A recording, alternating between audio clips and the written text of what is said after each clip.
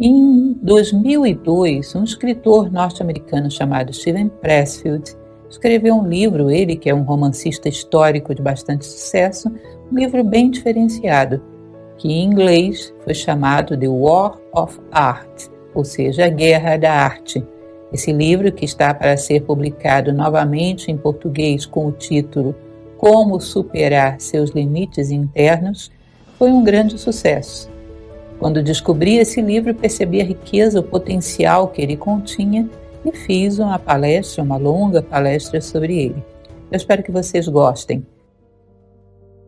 A Guerra da Arte é uma obra muito interessante de um escritor moderno, ainda vivo, Steven Pressfield. Nós vamos ver a foto dele agora mesmo. Pressfield é vivo, tem 71 anos. Quando ele escreveu A Guerra da Arte, ele começou a entrar numa outra área. Foi muito criticado, porque disseram que ele estava escrevendo autoajuda. Na verdade, a autoajuda para mim é uma coisa bem diferente daquilo. Porque a autoajuda reforça de uma certa maneira o egoísmo, ajudar a si. A filosofia não é autoajuda, ensina a ajudar o outro. Ensina o desenvolvimento de um altruísmo onde você não se veja como centro do universo. Então hoje a gente não tem muito critério. Qualquer coisa que fale de como crescer está falando de autoajuda.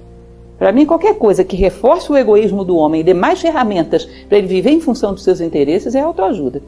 Outra coisa não, outra coisa está ensinando ele a ser mais humano, a se integrar no mundo, a pensar mais na humanidade. Não pode ser autoajuda, pode ser alterajuda, né? Ajuda ao outro. E o que ele faz não tem nada de autoajuda, tem muita qualidade para isso, inclusive. Uma quantidade enorme de livros, alguns publicados em português. Para quem gosta de romances históricos dele, que me desculpe o Christian Jacques, que é muito bom também, mas os do Pressfield são incomparáveis. Ele divide a sua obra. Ele escreve de uma maneira muito leve, os capítulos são muito pequenos e o livro é daqueles que você lê numa sentada, num fôlego só. Ele é aqueles livros que marcam muito, porque é muito profundo. Ele divide em 3 partes: definindo o inimigo, tornando-se um profissional e o reino superior. Entre outras coisas que ele fala, porque ele conta com o maior bom humor na página dele, como a crítica o massacrou quando ele lançou esse livro. Entre outras coisas, disseram que era um livro religioso porque ele falava que acreditava em Deus. Autoajuda, que ele estava apelando, que estava querendo ganhar dinheiro, tudo que vocês possam imaginar. E aí ele conta como é que ele aprendeu a lidar com a crítica para não perder o bom humor. É uma das coisas que ele cita nesse livro. Então o livro basicamente vai começar dividindo-se nessas 3 partes. Definindo o inimigo, que é a primeira parte. Tudo que vocês imaginarem nessa literatura universal que fala do nosso inimigo interno, a nossa dificuldade em crescer, vencer o nosso egoísmo, não ser escravizado pelos instintos de sobrevivência, de perpetuação da espécie, nossa inércia, nossa preguiça, tudo isso ele coloca um nome: a resistência. A resistência é o general em armas de todos esses elementos que não nos deixam crescer. A princípio, nós temos uma transição para fazer entre 2 mundos. Passar de um estágio muito animal, de um animal dotado de mente, porque o animal se baseia em 2 coisas: instinto de sobrevivência e instinto de perpetuação da espécie. Se você coloca a mente no animal e continua deixando ele se guiar pelos instintos, ele passa a ser um animal que potencializa os seus instintos com a mente. É um predador perigosíssimo. Mas não atinge o estágio humano, porque o humano significa outros objetivos além de sobreviver e procriar. Então existe uma passagem, uma transição da condição humana. E a primeira coisa que temos que identificar é contra o que estamos lutando. Nós não estamos lutando contra nada fora, estamos lutando contra um inimigo interno, que pode ter aliados externos, mas os aliados externos não nos derrubam, o interno sim. E é terrível, porque o inimigo interno, ele não é tão claro de se ver. Se eu estou lutando contra ela, ela está visível. Eu me posiciono, ela vai para lá, eu me posiciono. Agora, quando você guerreia contra o inimigo interno, você se confunde com ele. Tem hora que eu entrego a arma para ela e digo: vai, me mata. Nós não sabemos exatamente o que é. E a intenção dele, ele passou a vida inteira, ele é de uma sinceridade nesse livro, conta a sua vida praticamente, a vida inteira lutando contra algo que ele não via. E quando ele viu, deu o nome disso de resistência e se dispôs a explicar como se luta contra isso. Então ele vai começar a falar da resistência. Ele começa falando do seu dia a dia. O que eu faço? Eu levanto, tenho os meus horários todos contados, organizo o meu espaço, começo o meu dia organizando a minha casa. Ele é separado, vive sozinho, organizo a minha casa, faço as minhas coisas, mas eu tenho um horário marcado. Eu sei que naquele horário eu tenho que sentar e tenho que começar a escrever. Eu nunca vou cair no engano de colocar o urgente antes do importante. Porque senão vai começar a aparecer um monte de urgentes na minha vida e o importante é produzir aquilo para o qual eu nasci. Realizar o meu sonho, dar o recado da minha alma para o mundo. Isso é o importante, eu não posso passar nada na frente. Então aconteça o que acontecer, tal horário eu vou estar sentado e escrevendo. Depois de um certo tempo, cumprida a minha jornada, eu fecho, na época ele fala de máquina de escrever. O livro não é tão antigo assim não, mas acho que quando ele escreveu ainda se usava essa peça arqueológica, né? Ele fecha a minha máquina, pronto, estou tranquilo, a resistência foi vencida por hoje. Agora eu venci a resistência hoje, mas eu não tenho ilusão, amanhã de manhã ela vai me esperar pela manhã com uma estratégia nova. Amanhã de manhã eu vou ter que começar tudo de novo e ela vai estar mais forte. E vai querer me enrolar de outro jeito. O que eu sei? O mais difícil que existe é sentar e fazer o seu trabalho. Uma pessoa que está começando agora a enfrentar os desafios da vida deveria saber isso. Não tem nada que seja difícil que venha de fora. Mais difícil é vencer a tua inércia, a conversa fiada da tua mente, os adiamentos, as desculpas que você mesmo inventa, sentar e fazer o seu trabalho. Aconteça o que acontecer.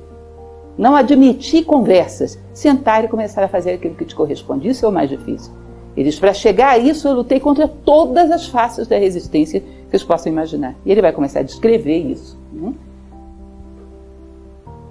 É muito interessante como ele vai mostrar, mais adiante, com muitos detalhes, esse rito do seu dia a dia. Como ele prepara o seu espaço, o que é necessário ter, ele enfrenta esse momento de produzir a sua obra como algo cerimonial. E tudo para ele tem importância. Né? E é inexorável fazer aquilo que nos corresponde. Tão inexorável quanto alimentar o nosso corpo, porque senão ele morre, é alimentar a nossa alma fazendo aquilo que ela veio ao mundo para fazer. Senão algo em você também morre. E se torna quase que um zumbi. E aí começa a ser jogado para lá e para cá pelos distrativos da sociedade. Ele vai falar coisas muito interessantes. A vida não vivida. Temos duas vidas. A comum, essa do dia a dia, sobreviver, ganhar o nosso dinheiro, comer, dormir, acordar. E a não vivida, que é a do nosso sonho, que a gente não teve tempo para ela, não sabe se vai ter, não sabe se vale a pena, não sabe se leva jeito para isso, mas eternamente ela não desiste de nós, fica ali soprando no nosso ouvido e tal coisa. Ele vai dizer, pode ser um empreendimento, pode ser um trabalho social, um sonho, combater aquele defeito, melhorar aquele aspecto da sua vida. Tem essa vida não vivida, que não desiste de você. Ele vai dizer que a resistência é uma força que deforma o nosso espírito e nos torna menores do que nascemos para ser. Cada ser humano como um ser único e irrepetível. Marco Aurélio, o filósofo romano, dizia isso. Quando um ser humano morre, é um ser único e irrepetível com o qual eu deixei de travar contar. Cada um de nós com um recado para dar ao mundo, que só pode ser dado por nós. Se nós não fizermos aquilo que viemos fazer, algo não vai ser dito. Alguma palavra não vai ser ouvida. Alguém vai perder, alguns sonhos vão morrer, porque cada um de nós tem um recado para dar ao mundo, quando realiza a sua natureza. Os romanos chamavam isso de gênio, esse centro sagrado, que é só teu, único e irrepetível. Os homens tinham um gênio, as mulheres tinham uma Juno, isso fazia parte da mitologia. Era um centro sagrado, que era aquela palavra sagrada que toda a humanidade esperava você dizer, que justificava a tua presença no mundo. O universo é um grande quebra-cabeça onde cada um de nós traz uma peça. E cada um de nós tem uma peça a entregar, tem algo a dizer. Muita coisa vai deixar de ser se a nossa palavra não for pronunciada. Nós somos únicos, insubstituíveis, temos uma missão no mundo que não é simplesmente sobreviver. Se você pega, por exemplo, eu costumo brincar com os meus alunos e falar para eles imaginarem um ser unicelular, que é uma ameba, que só sobrevive e procria. Pega um ser super complexo que é o ser humano. Em geral faz o quê também? Só sobrevive e procria, só que com mais conforto, mais luxo. Mas isso é uma ameba high-tech, não é? O ser humano tem muito potencial para só vir ao mundo fazer isso. Tem algo que, se você não fizer, o mundo vai sentir falta dele. Resistência é mais difícil de renegar do que cocaína. Muitos alejam e desfiguram as suas vidas pela resistência. Ou seja, é um vício tão terrível, você começa a pensar em fazer alguma coisa, você começa a inventar pretextos. E preconceitos. Não, amanhã, hoje eu tenho que fazer tal coisa, agora não, hoje não é o melhor momento. É um vício tão terrível de adiamento e de fuga de nós mesmos, que ele diz, é mais fácil você se livrar de qualquer droga. do que se livrar da resistência. Porque pelo menos cocaína você sabe sempre que é cocaína. A resistência ela toma tantas faces, se justifica de tantas maneiras que você não sabe que você está se auto-boicotando. Resistência é sempre você boicotando os seus sonhos. Mas é difícil você identificar. Tá? Então ele vai falar, muitos desfiguram suas vidas ou até morrem vítimas da resistência. Ela fabrica bêbados, viciados, neuróticos e compulsivos. E ele diz, olha, as rotas de fuga da sociedade já estão todas prontas, porque todo mundo está frustrado. Então já existe a fantasia, a alienação, no nosso caso o Big Brother, a telenovela, tudo pronto para a fuga das vítimas da resistência, os refugiados da resistência. E vão se realizar em bobagens para poder deixar de ouvir o chamado do seu coração, da sua consciência e suportar a angústia com que vivem. E às vezes nem isso supre. Às vezes a angústia tanto que desenvolve patologias ou até compromete a vida da pessoa. Ou seja, muitos atrativos externos para que você não ouça a si próprio. Vocatio vem de voz, é como se fosse uma voz. Vocação, vocatio vem de voz. Como se fosse uma voz dentro de nós que nos chama e diz, e isso? Mas você vai desistir disso? Quem vai ser você sem isso?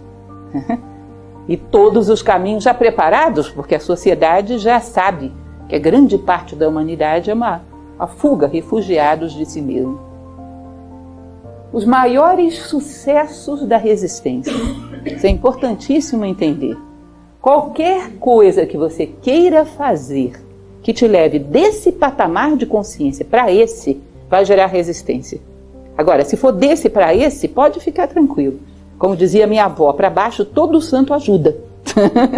Se você quer vencer alguma dificuldade interna ou externa, melhorar um relacionamento, fazer um trabalho altruísta pela humanidade, desenvolver uma arte que beneficie a si próprio, aos homens, fazer qualquer coisa que te leve desse patamar de consciência para esse, prepara que vai vir a artilharia pesada.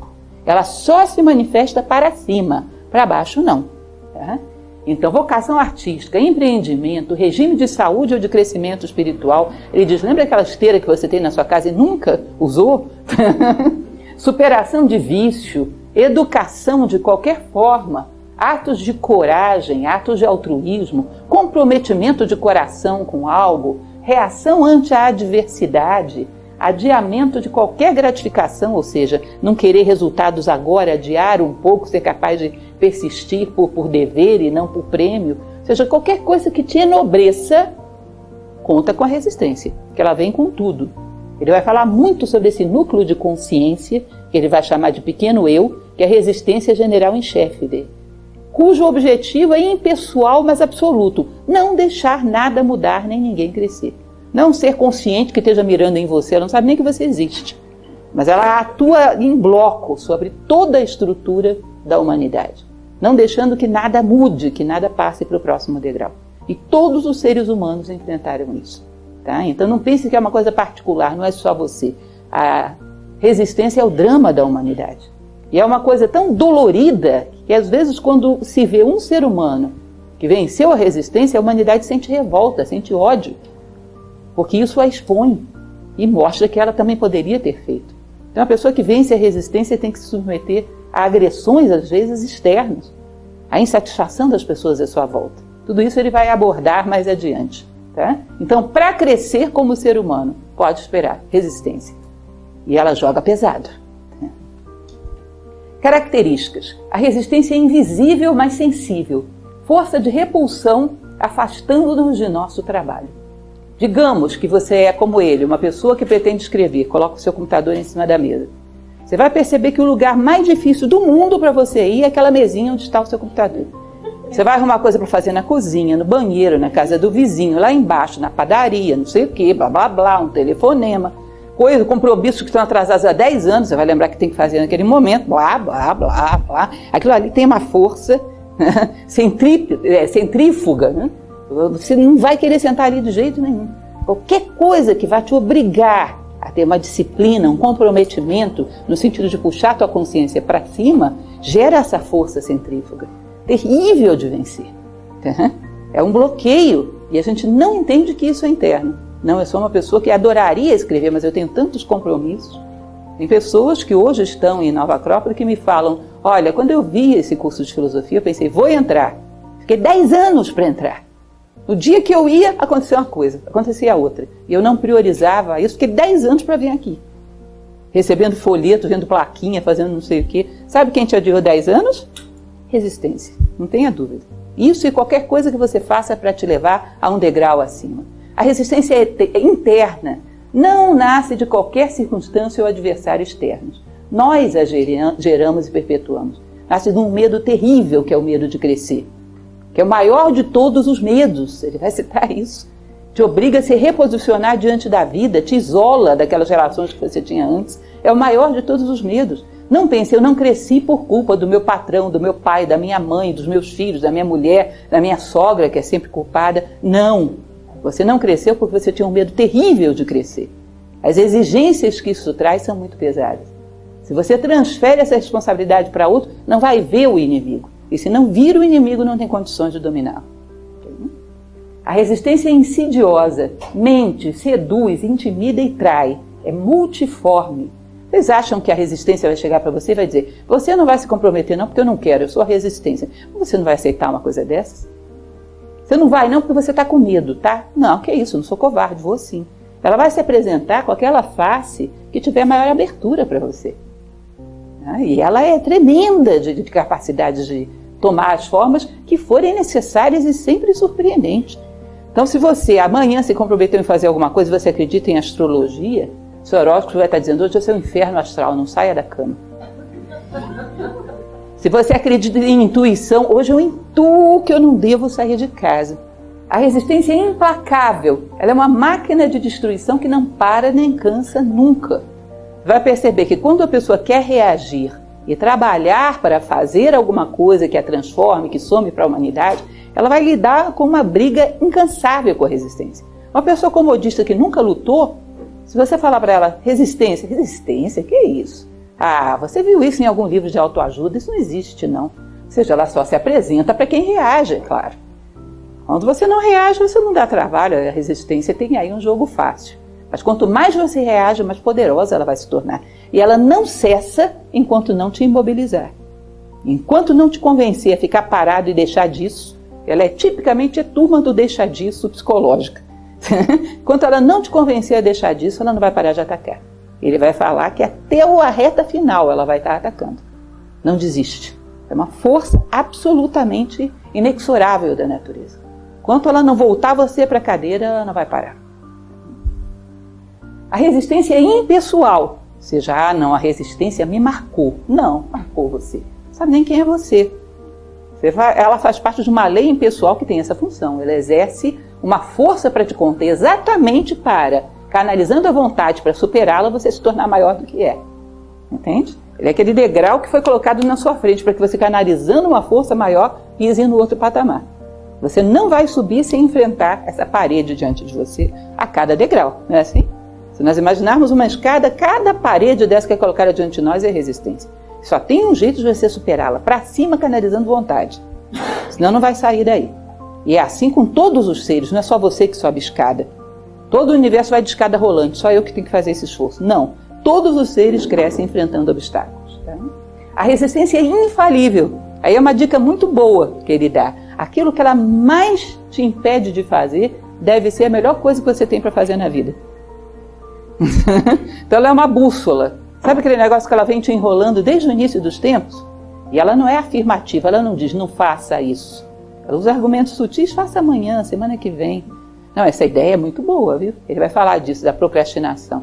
Essa ideia é muito boa, mas hoje é sexta-feira, hoje é dia de começar a fazer alguma coisa? Segunda.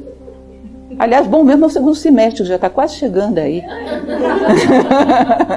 Não, agora não. Aliás, esse ano, se vocês forem ver, cabalisticamente, 2015 não é um ano bom para começar coisa nova. Ano que vem. Não, é boa a ideia, só que agora não. Já, daqui a pouquinho. Não é assim? Tô indo. E por aí vai. Essa é a linguagem dela. Você não identifica como um inimigo. Parece até que ela é a tua amiga, está te ajudando. Só que você não vai nunca. Você adia até o túmulo. Ela não te deixa ir nunca. E aquilo que ela mais te bloqueou até hoje, provavelmente é o que você mais necessitaria fazer. Então ela é uma bússola. Como diz o Dalai Lama, né? Aprendemos muito com os nossos inimigos. Procurando nos deter exatamente na direção que mais seríamos úteis. A resistência alimenta-se do medo. A força da resistência vem do nosso medo. Dominá-lo é vencê-lo. Aí é uma das coisas que ele vai falar. Dominá-lo não é superá-lo. Porque ninguém supera medo. Medo é uma força da natureza que vai te acompanhar sempre, eternamente. Mas o medo não necessariamente é para te deter. É para que você avance com mais prudência. Tá? É uma estupidez acharmos que os grandes guerreiros do passado não tinham medo. Tinham, e o medo os avisava que a partir dali redobra a atenção. O medo não tem que estar na tua frente te mobilizando, ele pode estar atrás empurrando.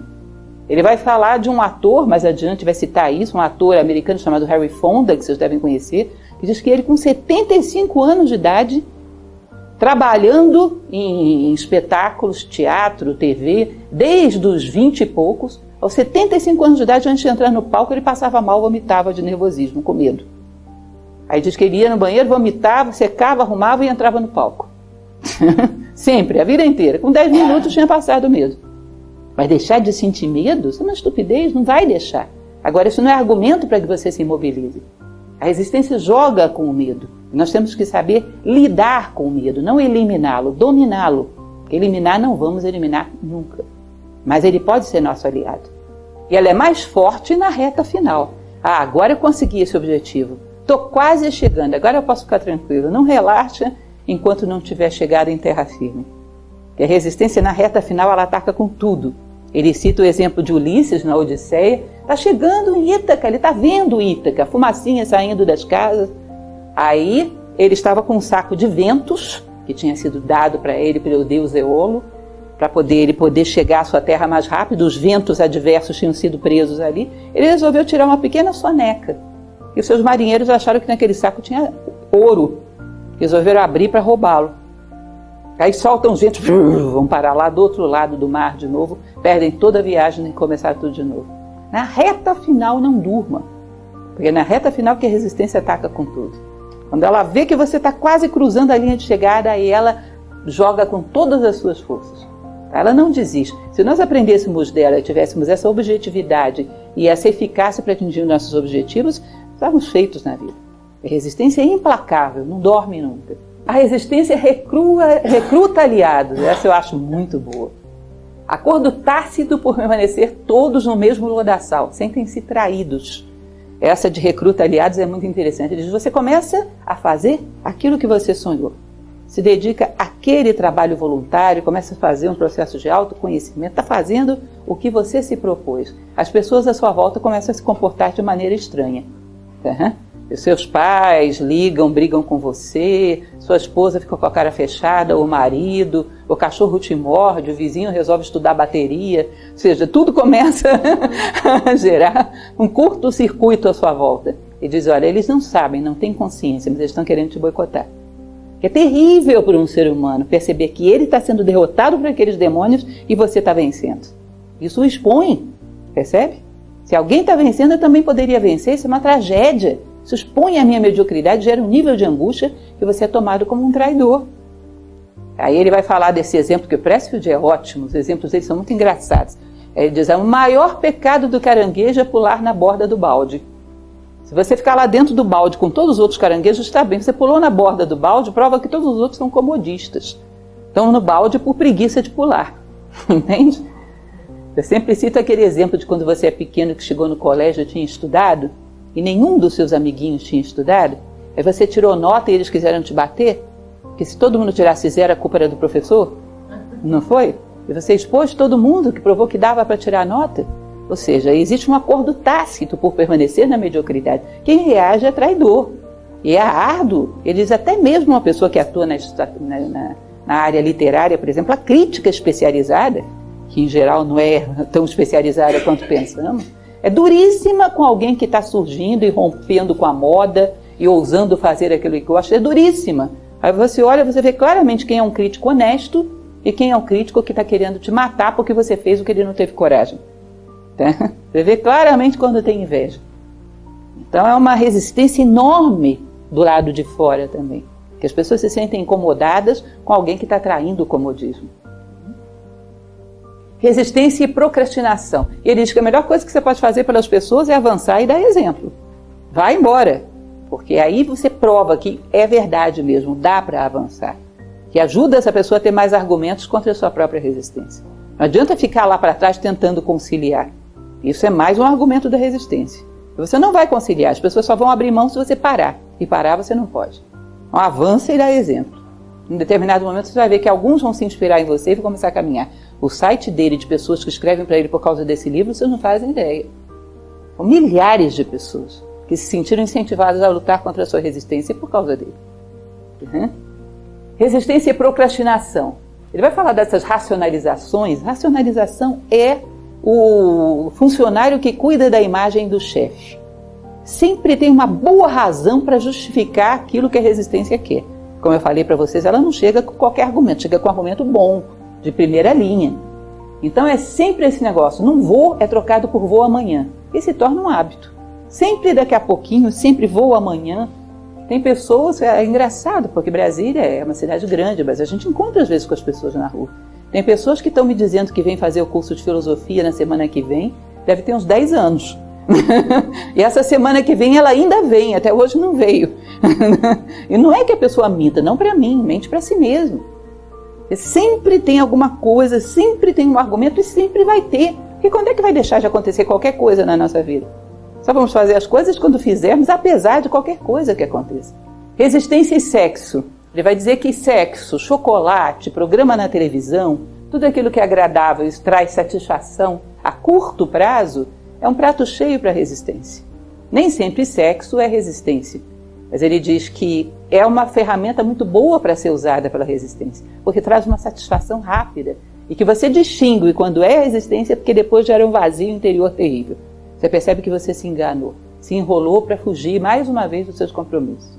Então, o mesmo com drogas, compras compulsivas, que você sempre acha que está faltando alguma coisa para você, fora e não dentro, TV, gula, etc. Distração com suborno fácil e barato. A resistência te suborna, ela oferece trocados, ela dá balinha para distrair você de fazer o que você tem que fazer. Coisas que trazem satisfação rápida, porque a construção de si próprio não traz satisfação rápida. É uma das coisas que ele diz do homem que constrói a si próprio, é saber ter essa satisfação adiada. Ele não pode esperar ter resultados rápidos, porque crescer não é fácil, não é rápido. Ele não pode esperar a aprovação das pessoas, porque às vezes vem, às vezes não vem. Então é uma resistência adiada, um amor pelo próprio trabalho. E uma das coisas que a resistência vai fazer é atacar com coisas que trazem gratificação rápida. Tá? É uma ferramenta muito comum. Resistência e problemas, isso eu acho muito engraçado. A pessoa vive se envolvendo em problemas, ela não percebe, mas ela cria para fugir de fazer o que tem que fazer. Então o cidadão está doente, brigou com o vizinho, brigou com a família, perdeu o emprego, começou a beber, tem hábito de dormir até tarde. Ele inventa problemas para fugir de si próprio. Neurose, ciúmes, qualquer coisa. O artista não tolera a confusão em sua vida, pois isso o impede de fazer seu trabalho. Então simplesmente não vai haver confusão na sua vida porque ele não quer. Se o vizinho parar na porta dele, ele não vai nem olhar, porque ele tem coisa mais para fazer, ele não vai brigar com o vizinho, não tem tempo para isso. Ele tem coisas mais importantes. Se os pais estão estressados, bom, hoje eu não falo com eles, falo amanhã, eu não vou brigar com ninguém, eu não tenho tempo a perder com isso. Não vou me envolver em nenhum tipo de confusão.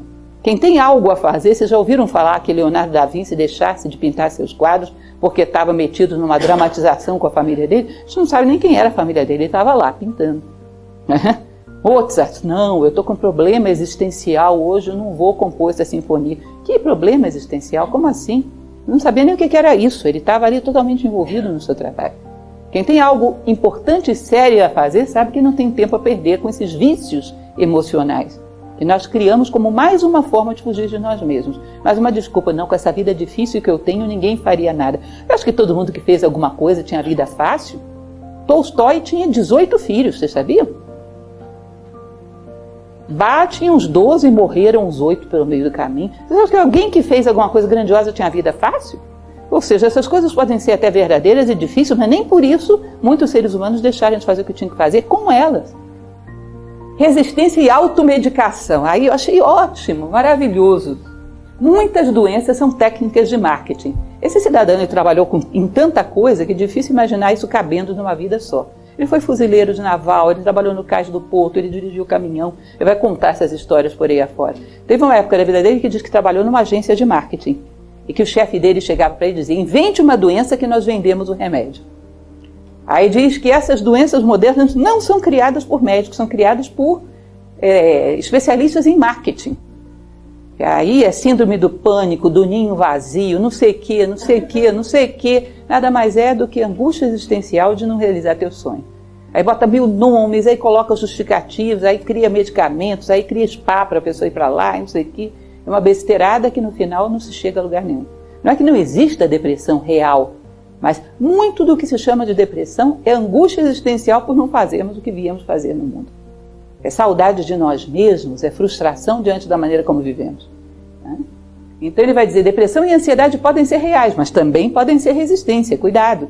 Ao invés de autoconhecimento, autodisciplina, gratificação protelada e trabalho árduo, que é a vida de um profissional, de uma pessoa que leva a vida a sério, você se dopa com medicamento para não sentir o chamado da sua alma. E vai embora.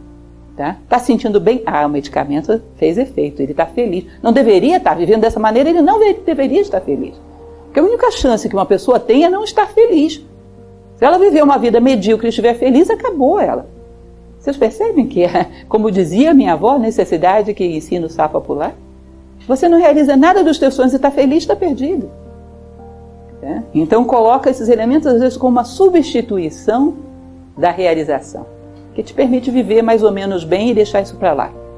E ele diz, isso é um tipo de agressão passiva, porque a pessoa que é imobilizada pela resistência trabalha também para a resistência das pessoas à sua volta, chantageando, sempre ameaçando, você não me dá atenção, eu posso piorar, eu posso morrer. Ou seja, manipula a vitimização para fazer das outras pessoas refém do seu problema. Ou seja, cuidado com vitimização, não faça isso, porque além de você alimentar a sua resistência, ainda prende todo mundo à sua volta, não envolve as pessoas pelo que você pode dar a elas, pela sua qualidade como ser humano, mas pelo medo de você se suicidar, morrer, ter uma crise. Isso é uma manipulação, uma escravidão. Não se faça de vítima, que é um dos vícios prediletos do nosso momento histórico. Resistência à escolha de parceiro. Ele vai dizer, é muito comum que quando uma pessoa sente uma angústia muito grande por não realizar os seus sonhos, procure uma pessoa que realize os seus. Que aí diz, então a minha vida, já que eu não posso fazer aquilo que eu sonho, eu vou ajudar fulano. Ele diz, isso é uma estupidez. Por quê? Em primeiro lugar, o fato de fulano realizar os seus sonhos era um incentivo para você realizar os seus, e não ficar cultuando a obra de alguém e anulando a si próprio. E é ruim para a pessoa também que aceita isso, porque não pode aceitar que alguém viva tendo como missão a adoração da sua personalidade e se anule. Então não pegue carona na realização de ninguém, que isso não existe. Realização não tem tamanho para casal, é individual, é uma para cada um. Vocês sabem, já devem ter ouvido falar que Clara Schumann compunha, a esposa de Robert Schumann. E coisas muito boas agora estão sendo descobertas. E ela não publicava, sabe por quê? Por medo de obscurecer a carreira do esposo. E é muito estranho, tanto para ela quanto para a pessoa que aceita uma coisa dessa. Resistência e este livro. Ele vai falar, olha, quando eu pensei em escrever esse livro, vocês não sabem o que a resistência me disse. Que eu era romancista, que isso parecia livro de autoajuda, que era uma arrogância eu querer escrever um livro querendo me colocar como educador do mundo, que as pessoas iam interpretar mal, que isso não ia pegar bem, que eu não tinha nível para me colocar como educador dos seres humanos, e que era melhor escrever um romance e colocar a resistência aí diluída como se fosse um problema de um personagem. Ela me falou tanta coisa e eram tão razoáveis os argumentos que eu desisti. A única coisa que me avisou que eu estava errado foi o nível de infelicidade que eu comecei a sentir. Aí quando eu sentei e comecei a escrever, passou. Foi uma frustração, nível de infelicidade, eu percebi. Isso tudo pode ser real, mas não é suficiente para me imobilizar. Ele diz que foi por pouco que ele não escreve esse livro. E tudo que a resistência falou para ele aconteceu mesmo, porque ele foi criticado mesmo. Nem por isso deixou de valer a pena. Nós estamos aqui porque ele venceu a resistência, né? Hoje falando disso. Resistência e infelicidade. Aí ele vai dizer dos sintomas. Ele vai dizer, parece vida, mas é resistência. Acontece com todo mundo, parece uma lógica normal da vida. Mas não, isso aí é a sequência da resistência. Primeiro gera tédio. Tudo que você faz não é aquilo que você gostaria de fazer. A vida parece um ciclo repetitivo onde você está fazendo sempre a mesma coisa e nada que te dê felicidade nem realização. Depois desgosto, amargura. Depois, como você está muito angustiado e não gosta de nada que faz, começa a procurar vícios para poder dar algum sabor na vida. Aí é guloso, é compulsivo, engorda, bebe, às vezes usa drogas, às vezes fica compulsivo em consumo, enfim, começa a procurar distrativos. Depois disso, a insatisfação é tão grande, porque assim que passa a alienação, a dor volta, isso começa a desenvolver patologias, né, psicossomáticas, e a pessoa pode chegar realmente a se destruir. Quando não porque eliminou a própria vida, porque é muito comum, que esse tipo de frustração pode gerar depressão e tendência à autodestruição, porque adoeceu mesmo, porque não suportou o nível de infelicidade com que vivia. Tem as duas possibilidades. Então ele diz que a cultura de consumo explora isso com remédios e entretenimentos. Ou seja, gera rotas de fuga para que você passe a vida inteira fugindo de si mesmo. Quando eu dou palestras sobre a solidão, eu falo muito sobre isso. A gente ensina como lidar com a solidão e explica que a pior solidão é estar desacompanhado de si mesmo. Uma pessoa é mais solitária em São Paulo, na grande São Paulo, do que numa cidadezinha de 100 mil habitantes.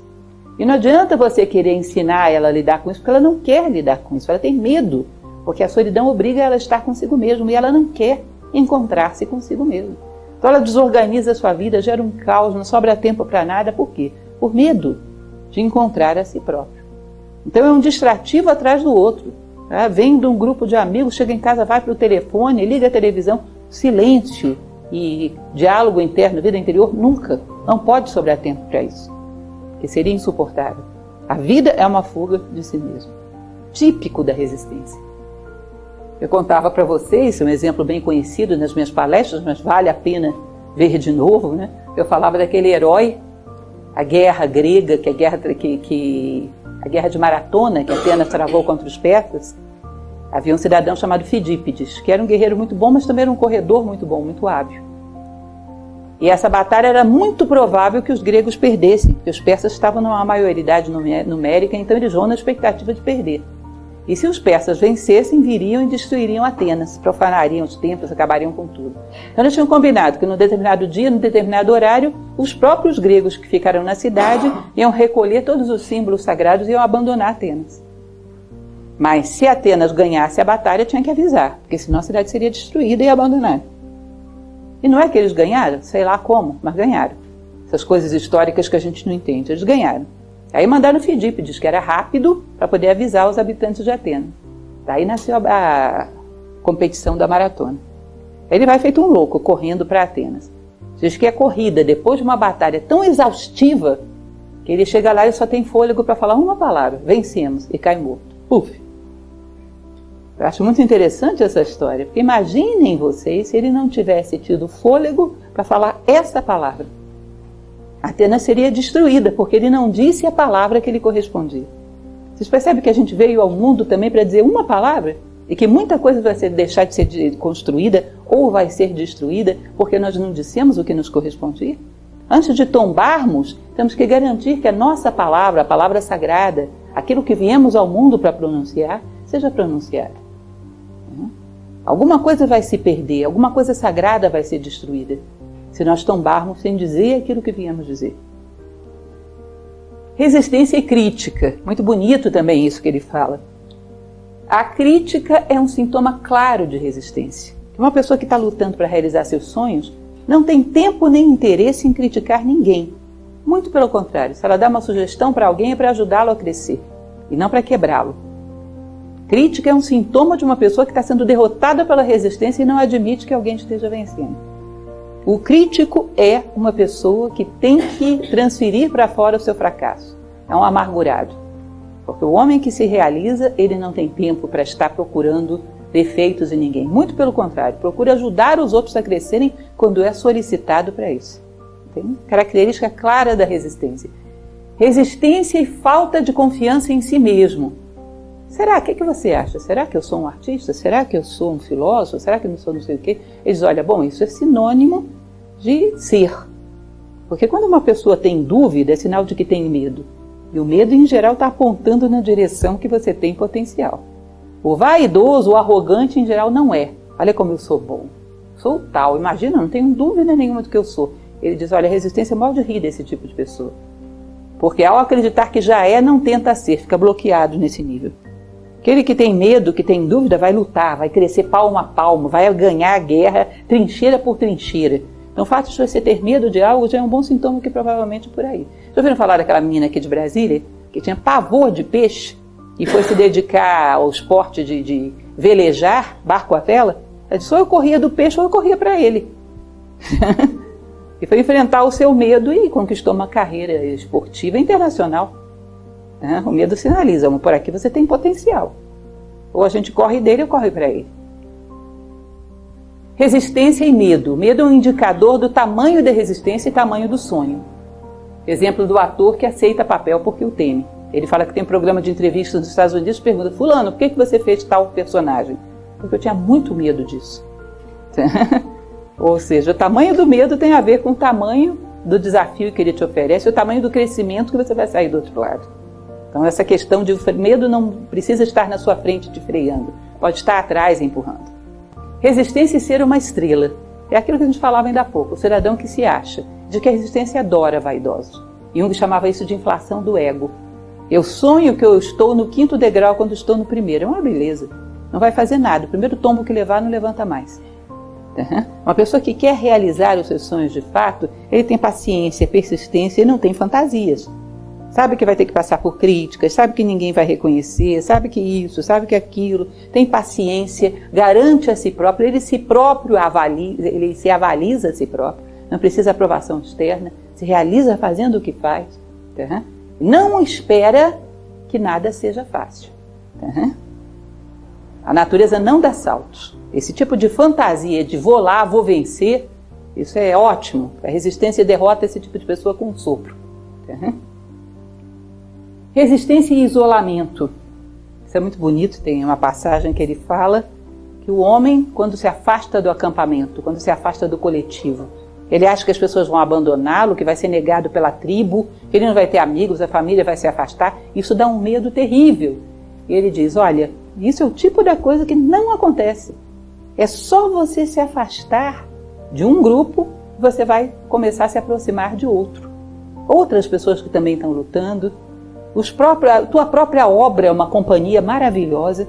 Você não vê um artista se sentindo solitário fazendo aquilo que se propôs a fazer. Ou uma pessoa que trabalha em prol da humanidade, está acompanhada dos seus sonhos sempre. Virão outras relações, virá um outro mundo. Ele diz, automaticamente quando o homem se afasta do acampamento, a musa pousa no seu ombro como uma borboleta. Ou seja, não existe essa solidão. Ele diz, eu, por exemplo, estou na companhia dos meus personagens, que às vezes são mais interessantes que qualquer pessoa que eu conheça. Não vejo nem o tempo passar, como uma criança quando está brincando. Às vezes o nosso trabalho é uma versão de nós mesmos mais envolvente do que qualquer pessoa real. Olha que lindo. Assim que nos afastamos do clarão da fogueira, nossa musa pousa em nosso ombro como uma borboleta. O ato de coragem, infalivelmente, evoca aquela parte mais profunda de nosso ser que nos apoia e nos ampara. Ou seja, o homem que encontra a si próprio nunca está sozinho. Ele pode estar com as pessoas e tem alguma coisa para oferecer às pessoas, e quando está consigo mesmo também está curtindo. Mas quando está com as pessoas é aquele que mais tem a dar, mais tem a compartilhar. As grandes obras são rastro daqueles que venceram a resistência. E se um venceu, é sinal de que nós temos essa possibilidade. Não quero dizer que nós vamos construir Santa Sofia nem o Moisés, mas algo de grandioso, proporcional às nossas possibilidades, vamos fazer, porque o ser humano é um ser grandioso. E veio ao mundo para deixar sua pegada. E não pode se permitir nem se acomodar à mediocridade, porque isso é a raiz da infelicidade de todos os males do mundo. A palavra amador vem de amor, mas em geral o pessoal tem a ideia de que um profissional é aquele que trabalha por dinheiro e o amador trabalha por amor. Ele diz, não é bem isso. O amador, na verdade, é uma pessoa que não tem a seriedade, o compromisso e a responsabilidade que permite ele vencer a resistência. Ele leva as coisas como um esporte, como uma brincadeira, ele leva a sua vocação como um esporte, como uma coisa secundária na vida. Isso não dá a ele a garra e o entusiasmo e a força suficiente para poder vencer a resistência. Então o amador não chega a amar, ele tem uma paixão pelas coisas, mas não chega a ter um amor comprometido o suficiente para fazer as coisas. Então ele vai falar um pouco sobre a lógica de um amador e de um profissional. O amador faz as coisas por diversão, quando sobra tempo. Então imagine você, sei lá, um poeta. Quando eu tenho um tempinho sobrando, eu vou lá e escrevo uma poesia. Um escritor, uma pessoa que faz um trabalho social, eu não tenho nada para fazer, eu vou lá e faço um pouquinho. Isso é típico de um amador. O profissional faz para valer, sempre, todos os dias. Da mesma maneira que ele trabalha e isso alimenta o seu corpo e tem que ser todo dia, o seu sonho alimenta a sua alma, tem que ser todos os dias. Ele tem um compromisso constante com isso. O amador faz isso como passatempo, o profissional age por vocação. É inexorável, ele sabe que isso é a coisa mais importante da sua vida. O amador se dedica a isso tempo parcial, o profissional tempo integral. Todo o tempo que ele pode dispor para fazer aquilo que ele acredita como nobre, como bom, ele vai dedicá-lo. Não existe nada mais importante na sua vida do que a realização da sua alma. E ele vai levá-lo a sério. Luta diariamente por isso. O amador tem isso como um bico, como uma ocupação secundária, enquanto que o profissional é uma atividade real de dedicação integral. Para ele é uma questão de vida ou de morte. E da mesma maneira que um profissional, digamos, dentro de uma relação de trabalho, está ali todos os dias batendo o seu ponto, tem uma responsabilidade, tem um compromisso, o profissional também tem. E por isso ele chega a vencer a resistência e fazer coisas dignas de nota.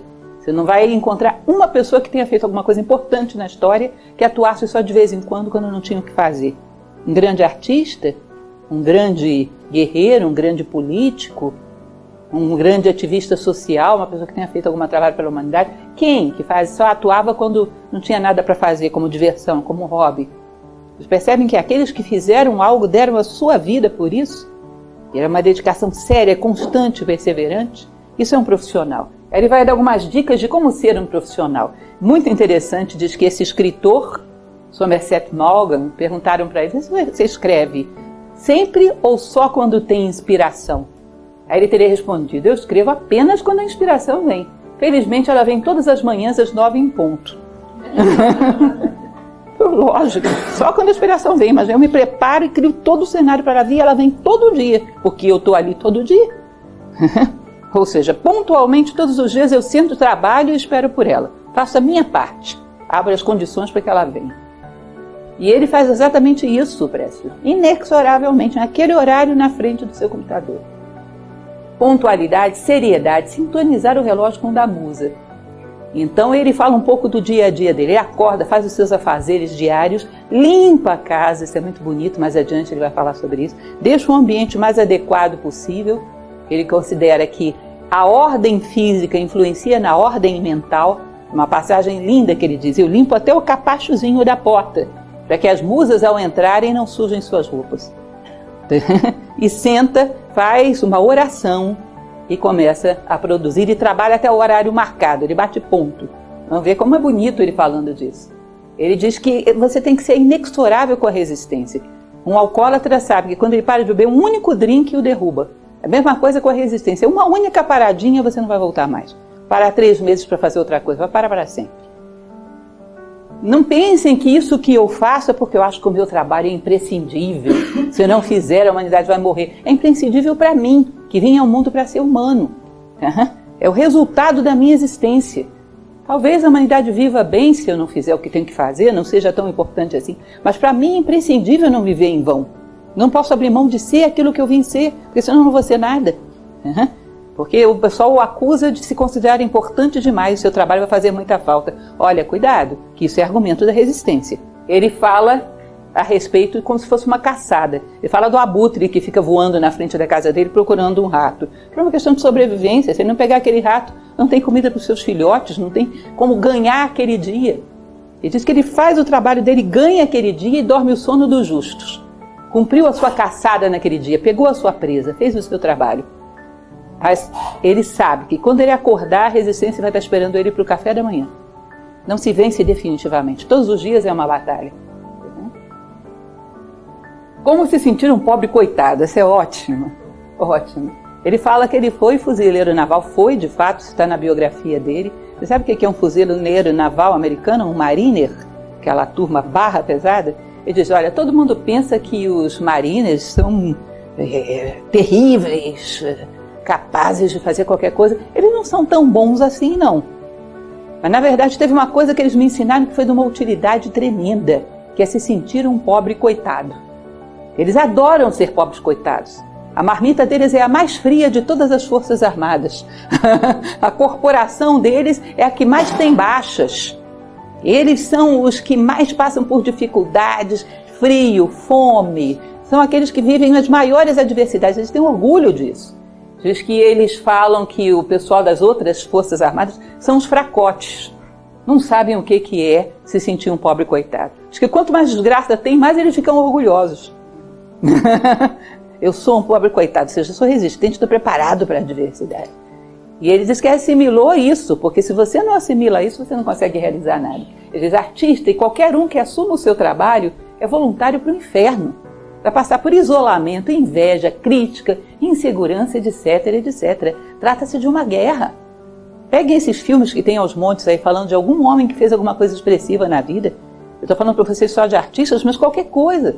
Tem um filme que se chama Caçador de Troia, que mostra o descobridor das ruínas arqueológicas de Troia, Henrik Schliemann. Até tentar matarem ele, tentaram.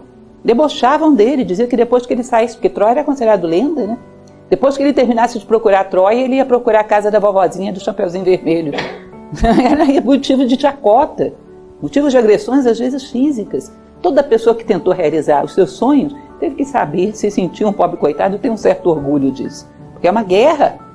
É uma guerra interna que provoca resistência externa também, não é fácil.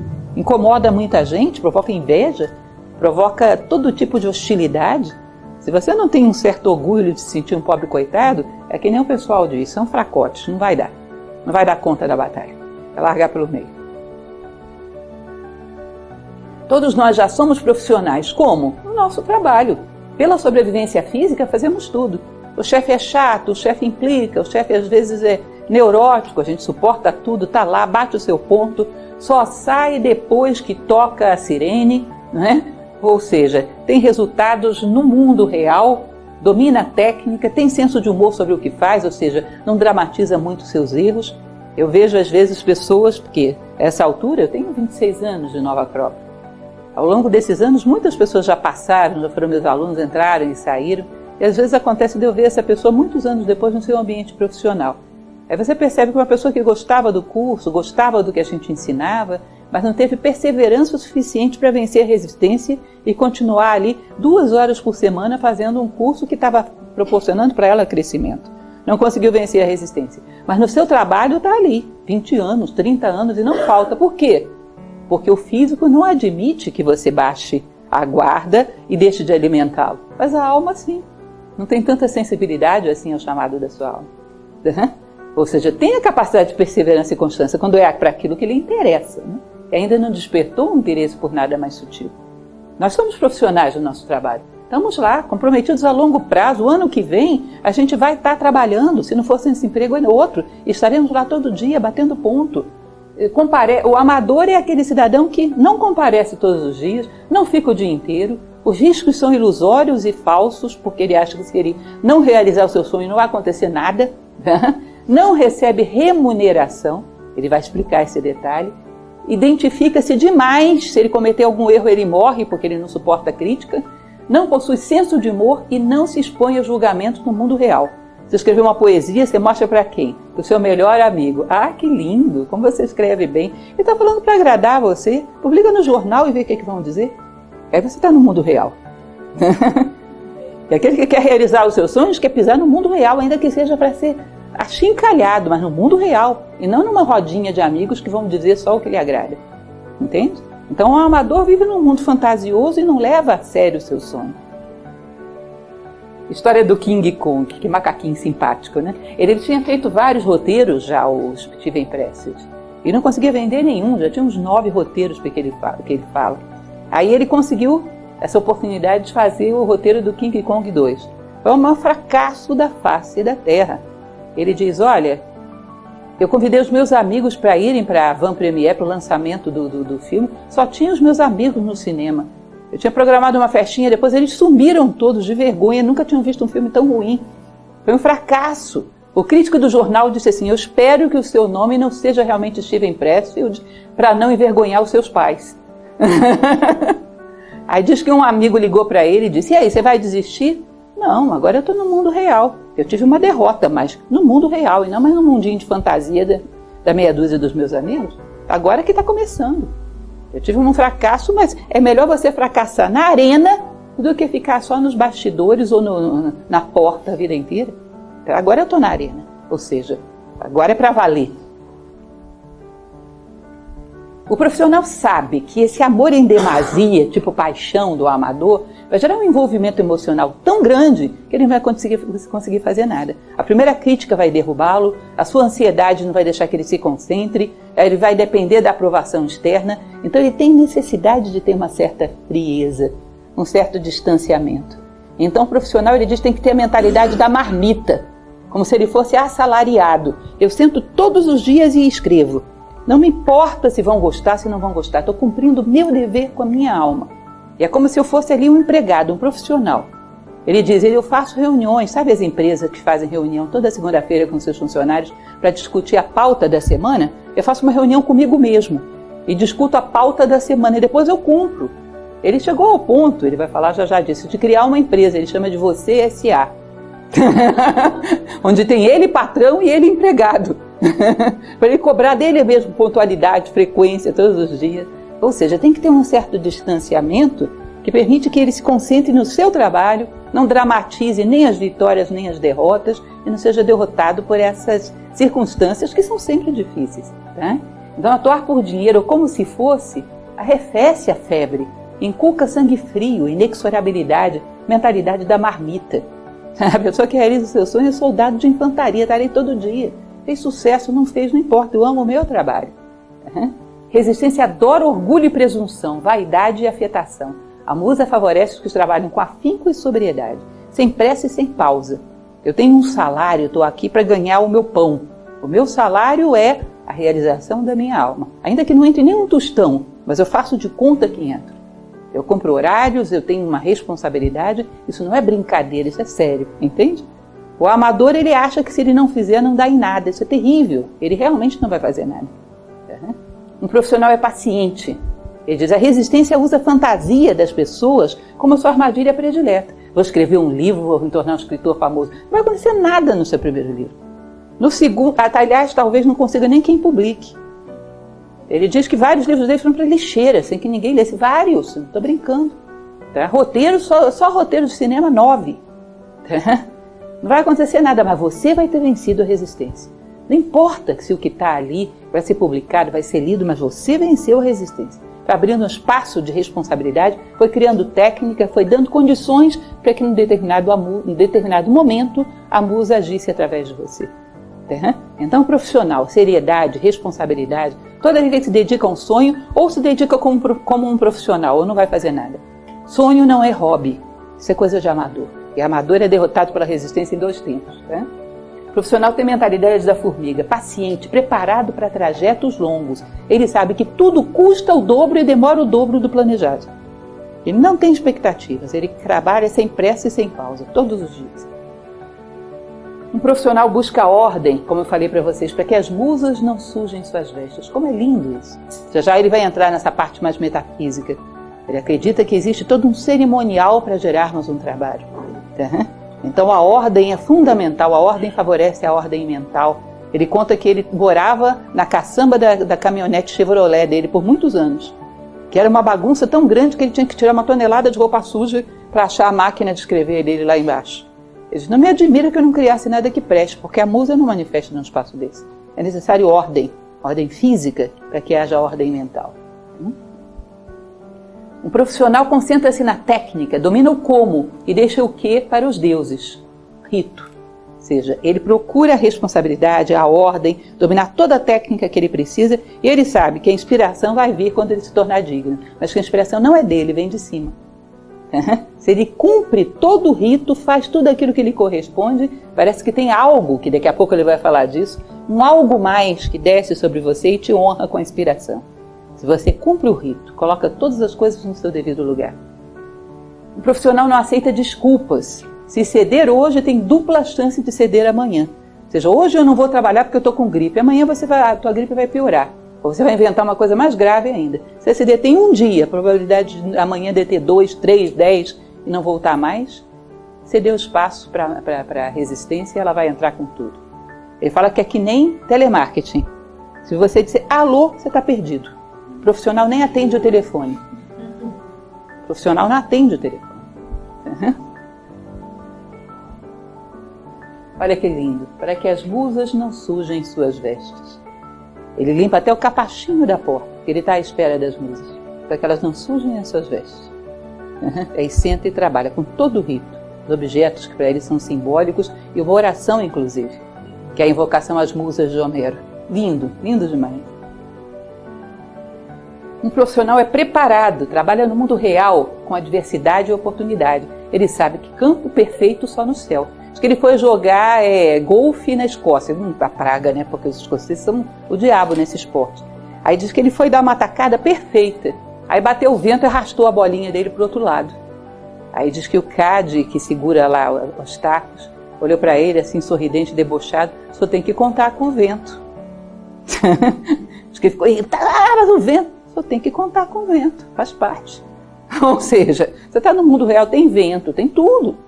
Você tem que contar com todas as circunstâncias e descontar o vento, para que a tua bolinha chegue na caçamba. Sabe que mundo ideal, sem vento, sem trepidação do terreno, só se você estiver jogando golfe no paraíso. Aqui sempre vai ter essas coisas. Ele conta com isso, se prepara cada vez mais. A resistência é fértil e astuta e terá armas diferentes todos os dias. O objetivo do profissional não é ter um êxito que amanhã o meu nome vai estar no jornal. O objetivo do profissional é todo dia vencer sobre mim mesmo. Todo dia ser vitorioso sobre a resistência. Eu ganhei o meu dia, eu durmo o sono dos justos. Porque eu fiz o que me correspondia no dia de hoje. O prêmio do profissional é o sono dos justos. Eu ganhei o meu pão de hoje, cumpri minha missão. Ele não espera glórias, não espera reconhecimentos, ele garante a si mesmo. Honra aquilo que lhe corresponde e descansa em paz. Um profissional não se exibe, não ostenta, embora tenha seu estilo próprio. Acho muito bonito aquele pianista maravilhoso brasileiro, que hoje é um dos maiores do mundo, Nelson Freire, fantástico. Ele diz num documentário sobre a vida dele, que se vocês não assistiram não sabem o que estão perdendo, ele é uma figura muito especial. Ele diz, olha, quando começam a me aplaudir demais, eu saio de cena. O pessoal diz que isso é petulância minha. Não, eu não quero desonrar os méritos que não são meus, são da música. Entende? Começa o pessoal a fazer muita adulação, eu não gosto. Eu saio de cena e vou embora para o meu camarote. Não são meus os méritos, é da música. Ela só passa por mim. Mas é uma humildade, uma simplicidade tão grande que você sabe que ele realmente se sente assim. Um pontífice, né? Uma ponte através da qual a música passa, mas o mérito não é dele. Ele diz, um profissional é assim. Ele é uma ponte, ele é um canal. Ele sabe que as coisas se fazem através dele, mas ele não é dono da beleza. Ele só cria as condições para que a beleza se manifeste através dele. Entende? Então é um cerimonial realmente. Ele procura ser digno. O profissional dedica-se a dominar a técnica, aprende do passado para ter arsenal de ferramentas quando a inspiração vier. Ele fala muito desse cidadão. Um profissional não hesita em pedir ajuda, sabe que qualquer arte é inesgotável. Procura aprender com quem tem algo a ensinar. Ele fala 1000 vezes de um cidadão que eu não saberia que existe se não fosse ele, que se chama Tiger Woods. Já ouviram falar? Acho que é o maior esportista da área de golfe do mundo. Imagine o que eu entendo de golfe. Mas ele fala que esse Tiger Woods é um profissional impecável. Diz que ele é o melhor que já existiu nessa categoria, na história do esporte. Mas ele tem um instrutor e aceita que o instrutor lhe ensine. Ele não considera que ele sabe tudo e tem a humildade de sempre querer aprender com quem tem alguma coisa para ensinar. Ele diz que aquele que está sempre querendo aprender, tem essa humildade de sempre querer aprender, esse vai estar sempre crescendo e isso é um profissional. Não se acha o dono da verdade. Um profissional se distancia de seu instrumento. Sabe que o seu ser físico, psíquico e mental é uma ferramenta que Deus lhe emprestou. Usa-o objetivamente, com distanciamento. Identifica-se com sua consciência e sua vontade. Eu sou a consciência e a vontade que maneja esse instrumento que me foi emprestado para eu vir no mundo e fazer uma obra. Eu procuro manter esse instrumento com bom funcionamento. Não me identifico com as oscilações dele, não me identifico com a glória dele, nem com as depressões dele, ele está ali, é uma ferramenta que eu procuro manter em boas condições. Eu sou a minha consciência e a minha vontade. Essa é uma ferramenta que Deus me emprestou para vir ao mundo e realizar uma obra. É como uma luva nas mãos do Divino. Ele me emprestou para vir no mundo e fazer uma obra. Não me identifico muito com as oscilações dele. Portanto, ele oscila pouco. Porque o nosso corpo físico, emocional, ele é que nem criança. Você já viu? Quando você olha para ela, ela dá mais birra. Se você não olha, ela levanta e vai fazer outra coisa. Eu não me identifico com esse corpo, portanto ele não dá birra, porque eu não teria tempo para isso. Percebem que a criação para ele é um ato espiritual, né? Místico, uma identidade profunda, um serviço, um sentimento de entrega, é fantástico. Um profissional não leva o fracasso ou o sucesso para o lado pessoal. Sua consciência está fora da personalidade. Ele diz que o Bhagavad Gita, ele vai citar muito isso lá na frente, é um livro que diz que nós só temos o direito de servir e amar o nosso trabalho. Se os resultados vão ser bons ou maus, isso é secundário, depende do terreno, você joga a semente, se ela frutifica ou não, pode depender do terreno e não de você, mas todos os dias eu joguei a minha semente. Um profissional se valida porque foi fiel ao seu trabalho. Ele vê a crítica única e exclusivamente para ver se tem alguma coisa para aprender com ela, mas não para se sentir arrasado porque a crítica foi ruim. Ele valida a si próprio e volta inexoravelmente todos os dias. Ele voltará amanhã. Tenha fracassado ou tenha sido bem sucedido hoje. Ele é inexorável. Um profissional suporta a adversidade e não leva a humilhação para o lado pessoal. Essa história, ele é muito humilde e conta com muita simplicidade as coisas da vida dele. Ele disse que já tinha mais de 40 anos e um currículo de um monte de roteiros de cinema que nunca ninguém tinha aceito, uma folha de fracasso do tamanho do seu braço, ele diz. Aí um dia ele foi falar com o produtor, conseguiu uma entrevista com o produtor para mostrar os roteiros dele. Aí diz que o produtor ficava falando, olhando as coisas dele, e o tempo todo falando no telefone, com fone de ouvido, o tempo todo falando no telefone. Até que veio uma ligação, ele virou para ele e disse, olha, essa é pessoal, você pode sair um pouquinho? E aí ele saiu para ele falando no telefone e ficou em pé 1 hora na porta do escritório do cidadão. O cidadão esqueceu dele. Daqui a pouco saiu vestindo terno. Ah, você está aí, desculpe, eu esqueci, mas agora estou ocupado, não vou poder mais. Ele falou, essas coisas doem, eu já não era um homem jovem. Então imagina se fosse tomar isso como pessoal e me deixar ficar arrasado com isso. Continuei caminhando. Hoje esse produtor deve morrer de vergonha de ter feito isso, né? Continuei caminhando. Ou seja, ele não leva as humilhações para o lado pessoal. Tem uma passagem que eu acho muito interessante. O professor Jorge Ângelo Braga, que é o fundador de Nova Acrópole, ele costuma falar da fixação que o ser humano tem no negativo. Ele diz que, por exemplo, um copo com metade de água, a gente tende a olhar e dizer está meio vazio, não está meio cheio. Ou seja, sempre uma fixação nos fracassos, nas dificuldades. O Pressfield tem a maneira dele de dizer isso, bem estilo Pressfield, né? Ele fala que uma rosquinha a gente sempre olha para o buraco e não para o biscoito. O profissional olha para o biscoito. Tem biscoito aqui, o buraco eu desconsidero. Ou seja, se garante, se valida e não se deixa atingir pelas circunstâncias. É melhor estar na arena pisoteado do que na arquibancada ou no estacionamento. Já ainda que estejam me pisoteando, eu estou na luta, eu estou na arena. Uma hora vira o jogo. Um profissional homologa a si próprio. Ele conta mais uma vez exemplo de quem? Tiger Woods. Depois vocês olham lá na internet quem é ele, porque eu acho que a maioria de vocês deve entender de golfe tanto quanto eu, né? É um esporte muito popular no Brasil. Ele diz que o Tiger Woods uma vez estava se preparando para dar uma tacada numa final de um campeonato e uma pessoa lá da plateia tirou uma foto, ofuscou o olho dele com um flash, na hora que ele estava arremetendo para dar a tacada.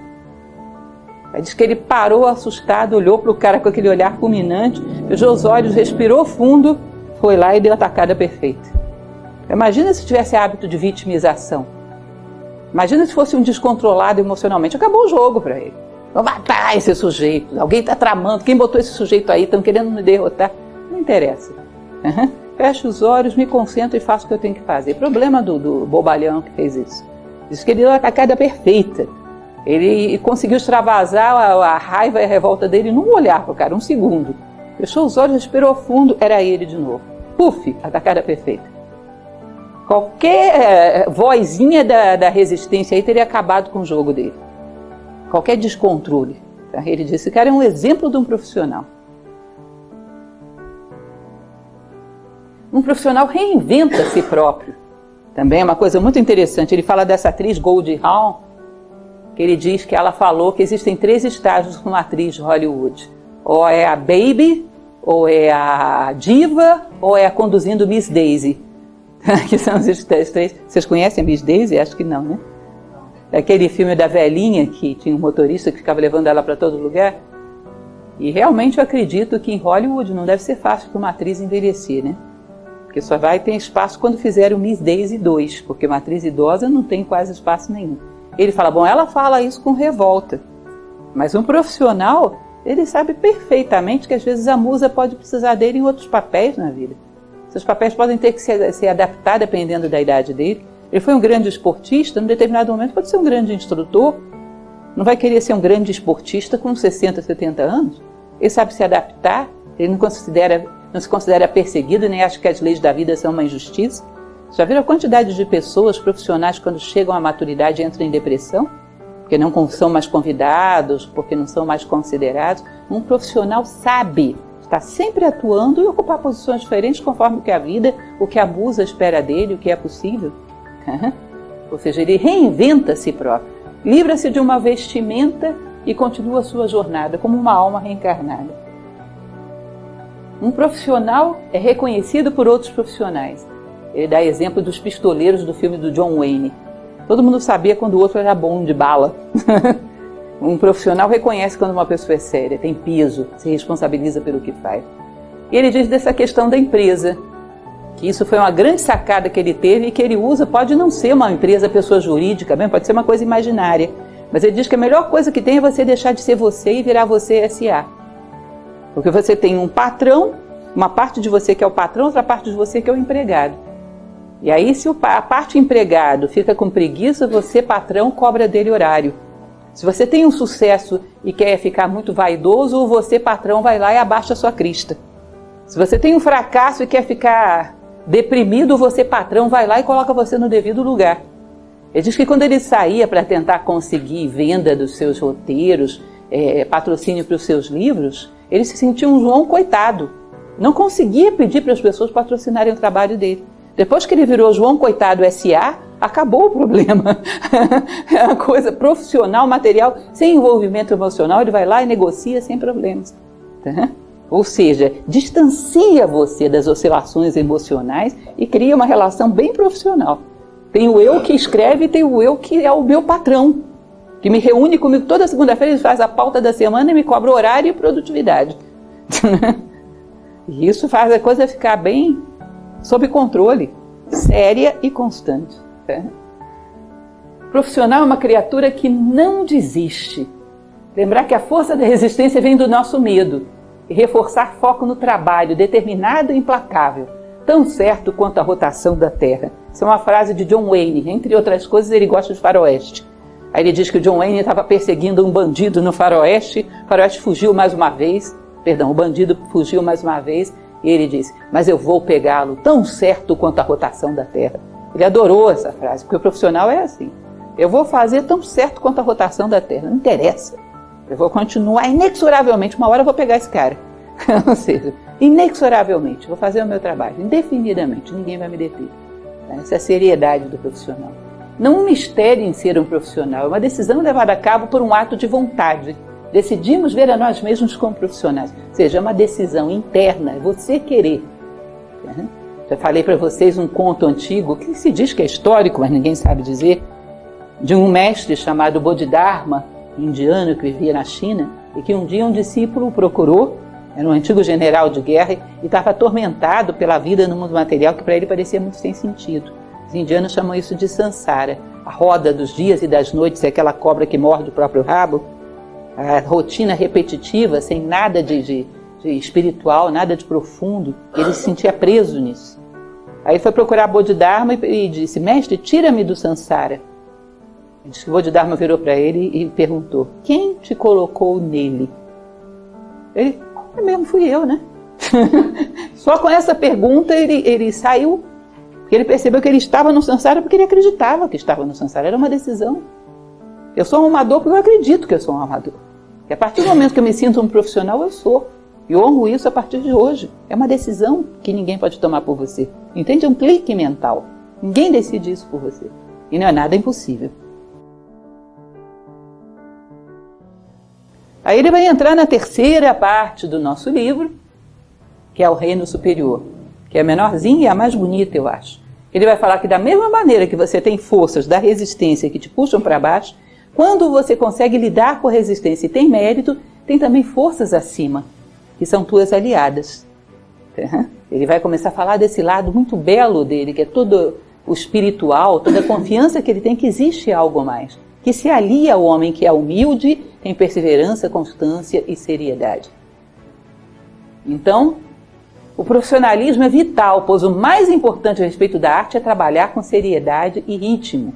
Algo misterioso ocorre em nossa ajuda. O poder se concentra ao nosso redor como um imã que atrai limalhas. Resistência vem do inferno e a criação do céu, que pode ser aliado ativo e entusiasmado. Vocês lembram que ele escreveu um livro que se chama O Código do Guerreiro, né? Ele vai falar que o código do profissional é como o do guerreiro, serviço e ausência de egoísmo. Quando uma pessoa trabalha assim, séria, com perseverança, constância, espírito de serviço, ausência de egoísmo, ele invoca algumas forças que o inspiram, sopram coisas ao seu ouvido. E aí vem a qualidade, aí vem o conteúdo que nenhum ser humano é capaz de criar sozinho, senão vai fazer uma obra medíocre. Enfrenta dragões para libertar princesa, que é plano de Deus para nós, razão de estarmos aqui. Quando lutamos contra essas forças que nos escravizam, invocamos a inspiração que vai nos dar aquilo que temos que comunicar ao mundo. Ele vai falar desse seu amigo. Entre muitas coisas que ele fez, ele num certo momento da vida foi morar numa cidadezinha do interior da Califórnia, que ele tinha um amigo que morava nesse trailer aí, Paul Rink. Aí ele falava para ele, olha, eu já tinha cruzado os Estados Unidos de ponta a ponta 3 vezes, tinha destruído um casamento, não me fixava em empregos, não conseguia produzir nada. E esse meu amigo me ajudou muito. Ele disse que o que eu tinha que fazer e me passou algo muito especial, que era uma oração que ele sempre usava antes de começar a trabalhar, que é no início da Odisseia, o hino de Homero de invocação às musas. Isso para mim se tornou um rito a partir daí. Quando eu começo a trabalhar, eu recito esse hino de invocação às musas e começo a fazer o meu trabalho. E ele me ensinou essa importância da seriedade, da perseverança e da constância. Eu passei 26 meses cutucando o teclado da minha máquina escrevendo um livro, que nunca foi publicado. Levou 10 anos para o meu primeiro livro ser publicado depois disso, que foi Beggar Vence. Mas quando eu escrevi Fim, eu me senti vitorioso, porque eu tinha vencido a resistência. Aí fui visitar o Paul Rink, todo animado para dizer para ele, terminei meu livro. Ele disse, ótimo, comece outro hoje. sem grandes euforias. Tá bom, terminou, legal, parabéns. Começa outro hoje. E não importa se vai ser publicado, se não vai, nunca foi. Foi pro lixo esse livro dele, parece.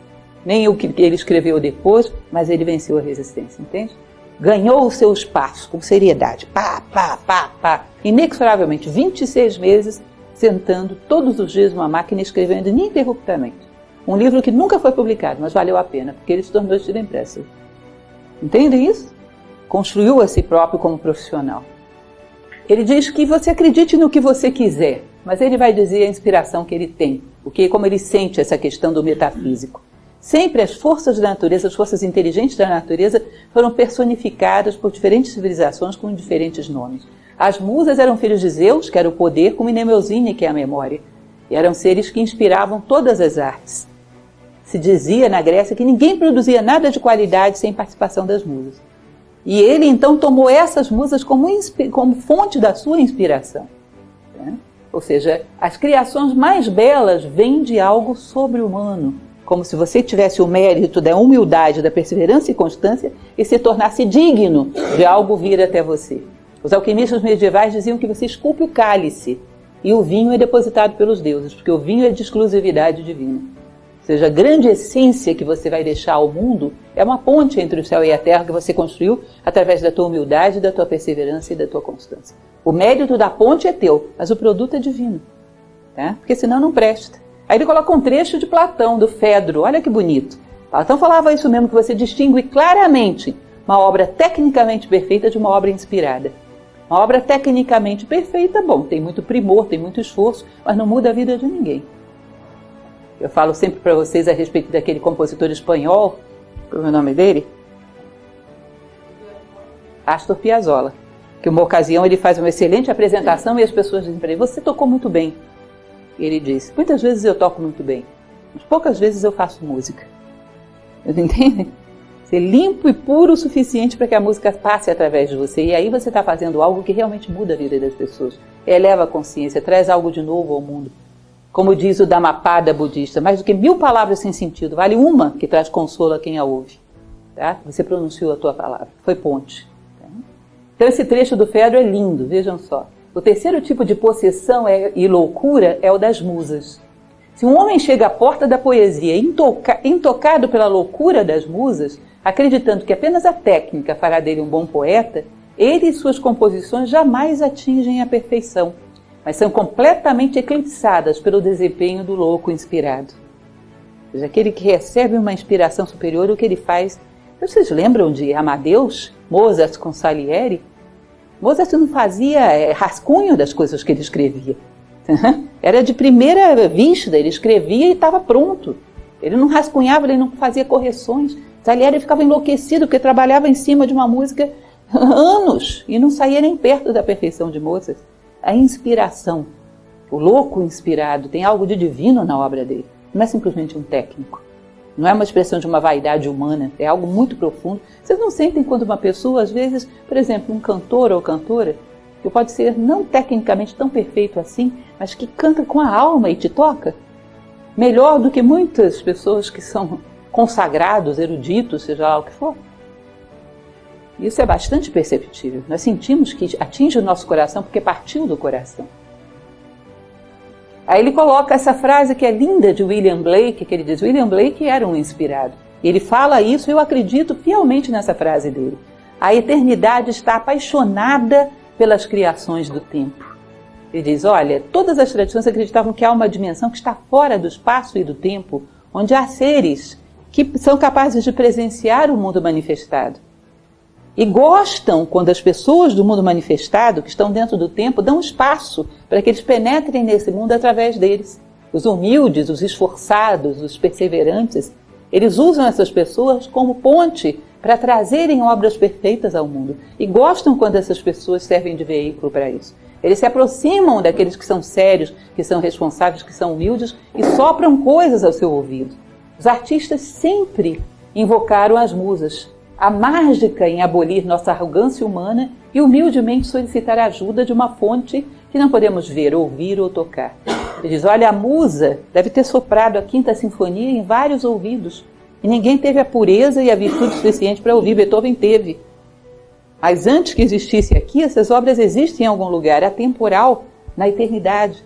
Elas entram no tempo através do artista, através do Criador, que é um pontífice quando tem a condição moral para isso. E aí a invocação da musa. Vou lê-la toda, mas apenas para vocês terem uma ideia, isso é muito fácil de achar. Essa é a introdução da Odisseia de Homero. Ele vai comentar alguns detalhes dessa introdução, nós vamos ver. Ele diz: Homero pede às musas que mantenham viva para mim a história do herói. Ou seja, ele não pede mérito, ele não pede sucesso, ele pede memória. Ó musa, não deixe que eu me esqueça da história de Ulisses. Ele só pede isso. O maior mal do homem é o esquecimento, né? Ele vai dizer: esta canção, mantenha viva para mim a memória desta canção. Esta canção, que é a Odisseia, é na verdade o sentido da vida humana, porque todos nós vivemos uma Odisseia. Passar por vários obstáculos, derrotar vários polifemos, derrotar várias Circes, vencer vários obstáculos para chegar a conquistar o mais brilhante em nós, a nossa Ítaca. Então quando ele diz: mantenha viva essa canção, mantenha viva a memória da saga humana, de onde o homem tem que chegar e o que ele vai enfrentar no meio do caminho. E ele fala dos insensatos marinheiros de Ulisses, insensatos que destruíram por causa da carne o gado do mais exaltado sol. E tem uma passagem do Odisseia que os marinheiros de Ulisses descem numa ilha e comem o gado do deus Hélios, que era o sol. Uma profanação. Ele vai dizer: a pior coisa que pode acontecer é a profanação. É quando o homem quer os produtos do divino para a fama, para atender os seus apetites, quando profana o seu trabalho por vaidade, por egoísmo, por interesses materiais, esses jamais vão produzir nada, esses jamais chegarão a Ítaca. Todos esses homens morreram, os marinheiros de Ulisses se perderam todos. Ele vai dizer, faz com que a gente faça viver o mito em todos os seus múltiplos significados. Ou seja, que a gente não esqueça que isso é simbólico, que não conta só a história de um homem chamado Ulisses, que viveu numa Troia, que até hoje ainda se discute se é mítica ou histórica. Conta a história do homem. A viagem de Ulisses é o símbolo da viagem do homem através da vida. Ser capaz de atravessar todas as adversidades sem profanar o seu sagrado trabalho, ser capaz de, como foi Ulisses, num determinado momento, tornar-se ninguém para sobreviver a Polifemo, ser capaz de se despir de todas as suas vaidades, superficialidades e chegar à margem totalmente despido, só com seu coração protegido por um véu, preservando apenas o seu coração, e assim chegar a encontrar a sua essência, a sua Ítaca. Ou seja, são muitos detalhes, não vou falar aqui da Odisseia, mas uma coisa é certa, a Odisseia, como todos esses mitos, não estão falando da vida de um homem, estão falando da vida da humanidade. E ele então faz essa oração de Homero cada vez que vai começar a escrever. É a sua oração de invocação às musas. E agradece quando termina, todos os dias. A magia de começar, ele vai usar essa frase de Goethe que é linda. A ousadia encerra em si mesma genialidade, magia e poder. Comece agora, ou seja, rompa a inércia, ponha-se em movimento humildemente com as ferramentas que você tem e vá conquistando melhores ferramentas no meio do caminho. O equilíbrio se obtém pelo movimento, que nem numa bicicleta, né? Ela não fica em pé parada. Comece agora. A magia de começar invoca poder.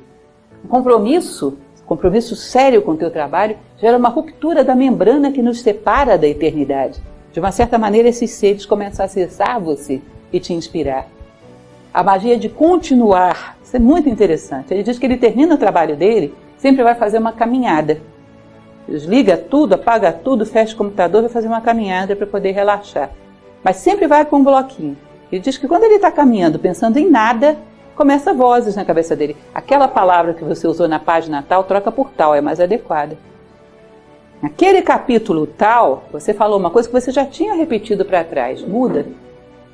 Esse início desse capítulo fica melhor desse jeito. Ele diz, de onde vêm essas vozes? Quem são? E ele sai anotando tudo. E ele diz, esse capítulo que eu estou escrevendo agora, eu estou mudando todo o início dele de acordo com as instruções que me sopraram ontem. Ou seja, parece que tem alguém soprando coisas para a gente. Parece que são seres inteligentes que sabem mais do que a gente, que são todos palpites bons. Todo artista sabe disso, toda pessoa que realiza uma obra, e quando ele vai a seu limite, parece que vem alguém, alguma força sutil, e sopra mais alguma coisa, acrescenta mais alguma coisa. E aí entra a beleza, aí entra o toque de arte, aí entra o requinte do mestre. Eu saio para caminhar todo dia com um bloquinho, porque vem um monte de coisa na minha cabeça. Na hora que eu fechei o computador, eu não estou pensando em nada. De onde vêm essas vozes? Quem são elas? Seres inteligentes e organizadores que se aliam a nós. Por isso, verdadeiros artistas são modestos, pois eles sabem que estão tomando ditado apenas. E são invejados por quem não consegue se conectar. Os verdadeiros artistas que sabem que ele está tomando... O que é? Anota. Ou seja, ele não é vaidoso, ele não toma o mérito para si. O verdadeiro artista é assim, que nem Nelson Freire faz. Tá? O outro é um arrogante, um técnico. Olha que lindo isso, é uma frase dele. Os cabalistas acreditam que acima de cada lâmina de capim existe um anjo gritando, cresça, cresça. Eu vou mais além. Acredito que acima de toda a raça humana haja um super anjo gritando, evolua, evolua. Como é bonito, né? Como é inspirador. E aí ele vai contar de 2 sonhos dele. Ele fala, quando você tiver um sonho muito sagrado, muito especial, não conte, porque é uma intimidade entre você e a sua musa. A menos que contar possa ajudar outra pessoa a vencer a sua própria resistência. E aí ele conta 2 sonhos sagrados que ele tem. Tanto que quando ele vai escrever, ele diz que ele coloca a abotoadura que foi do pai dele e algumas coisas referentes a esses sonhos. Uma vez ele trabalhava no cais do porto, esse cara fez de tudo na vida, já falei para vocês. Foi fuzileiro, foi motorista de caminhão, trabalhou no cais do porto, fez de tudo. Ele trabalhava no cais do porto, e aí um dia ele teve um sonho de que ele estava dentro de um grande navio, um porta-aviões, que estava preso em terra firme. Não sei como aconteceu aquilo, que ele estava a alguns metros de distância do mar, encalhado em terra firme. Continuava descendo, subindo os aviões, mas ninguém sabia como tirar aquele porta-aviões de lá. Ele diz que ele via a tripulação correndo para lá e para cá e procurando pelo Largo. Quem era o Largo? O Largo era um sargento antigo, um velho lobo do mar, experiente, maduro, que todo mundo sabia que se alguém tinha uma solução para aquele problema era o Largo. Era aquele cidadão, aquele suboficial experiente, que na verdade quem sabia as coisas era ele. Ele via todo mundo, a esperança do pessoal era o Largo.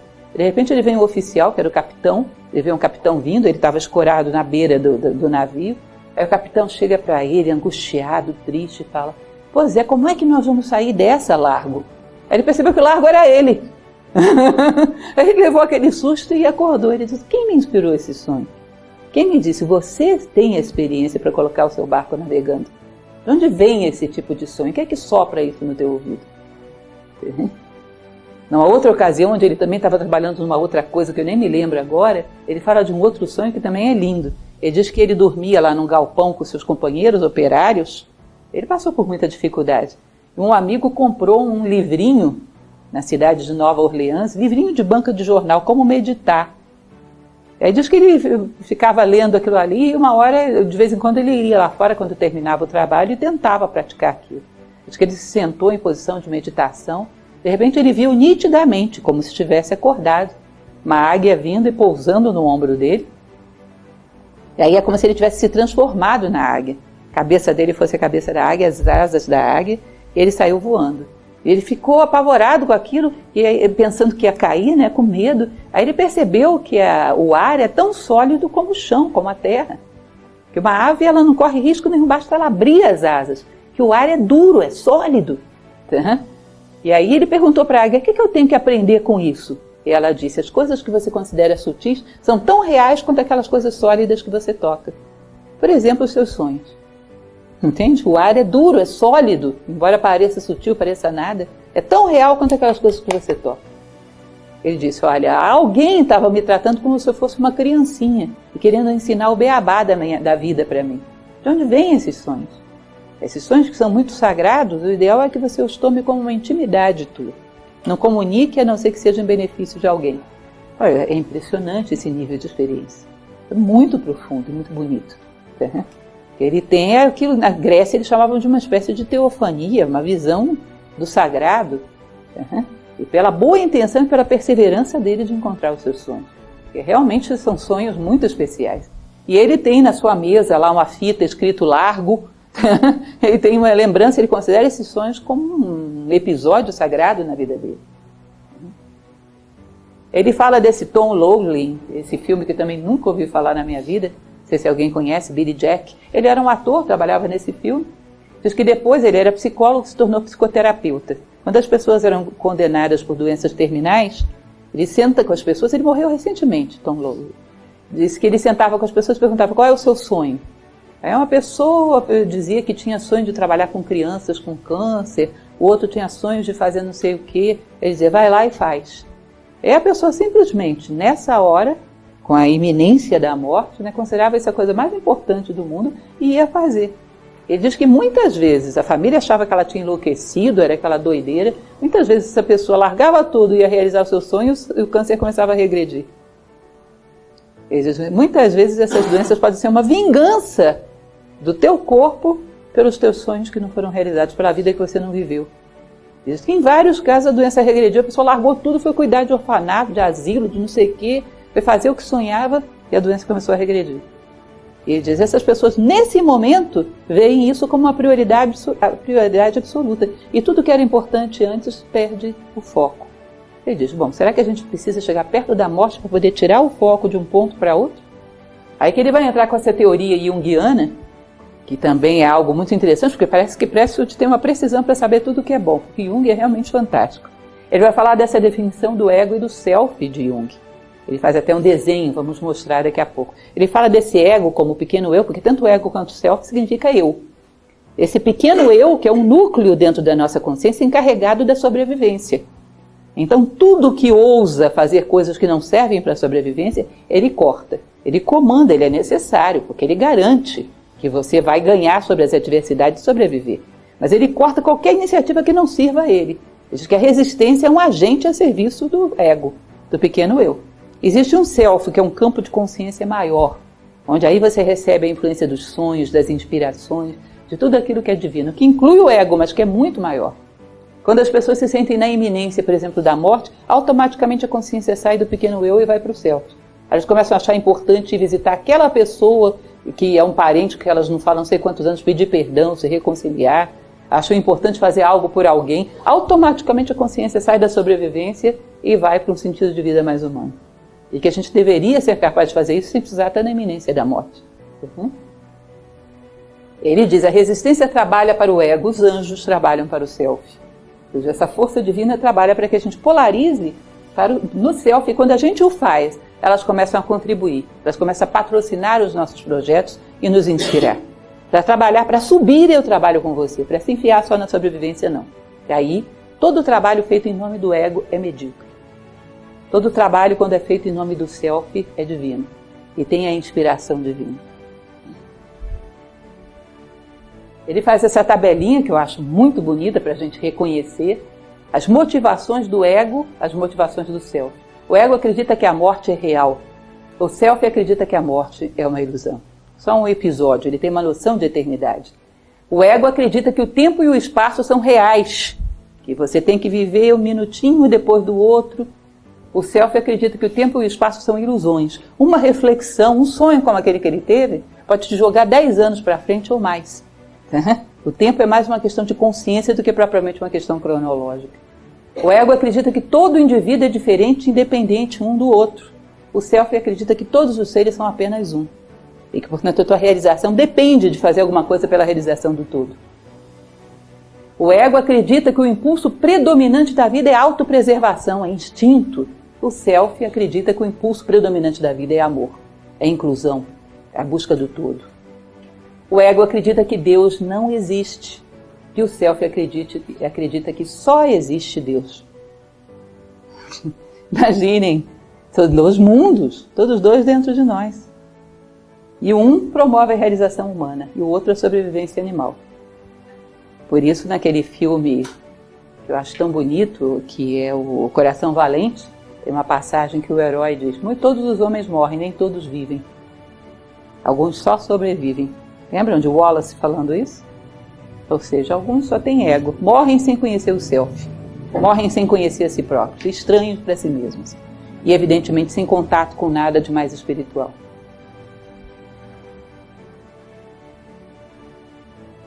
Experimentando o eu. Ele vai dizer, muitas vezes quando nós estamos infelizes, nós procuramos gerar experiências para nos autodestruir. No fundo não é destruir a nós que nós queremos. No fundo é destruir esse ego pequeno que nos aprisiona. É como se a gente quisesse arrebentar a porta da gaiola. Então tem um impulso de autodestruição que no fundo não é querer morrer, é querer se libertar do ego. Ele diz até dos termos que a gente usa, derrubado, arrasado, etc. A gente está tentando demolir o ego para acessar o céu. É a alma prisioneira querendo arrombar a porta e encontrar a si própria antes que o tempo acabe. O self é o nosso ser mais profundo, está unido a Deus, é incapaz de falsidade, está sempre evoluindo e fala para o futuro. O ego quer simplesmente que as coisas permaneçam. Então ele é contra todos aqueles que conseguiram encontrar a si próprios. Filósofos, inovadores, verdadeiros artistas, o ego odeia esses profetas do self, porque podem gerar nas pessoas ânsia de liberdade e ele produz resistência. É daí que parte a resistência. Ele quer que nada mude. Ele vai falar dos medos, que é muito interessante. Claro, a resistência trabalha com medo e tem muitos medos. Tem medo de morrer, tem medo de viver, tem medo de perder as pessoas que você ama, tem medo de sofrer, tem medo de não ser reconhecido. Mas ele diz o grande medo, que é o chefão aí, o poderoso chefão de tudo isso, é o medo do êxito. Porque o medo do êxito é o medo de pular para um outro patamar e ter que honrá-lo. E sair da tribo onde você era aceito e ficar sozinho. E não ter reconhecimento de ninguém, ficar na solidão. O medo do êxito é aterrorizador, que te joga no desconhecido. Então, no fundo, todos os medos são medo do êxito, medo de realmente se tornar esse ser humano que você sonha ser. E entrar num mundo obscuro que você não sabe o que tem do outro lado. Eu lembro que quando eu estive em Portugal, naquele porto de Belém, onde saíam os navegadores para vir descobrir o Novo Mundo, foi de onde partiu a caravela que nos descobriu. Tá? Uma estátua linda lá, de vários homens empurrando lá na ponta um navegador, de peito aberto, enfrentando um mundo que ele não sabia o que tinha. Podia não ter nada. Podia ter um oceano que fosse dar num abismo, como a maioria das pessoas diziam. Enfrentando o desconhecido com um sonho. Vocês imaginem como isso é aterrorizador.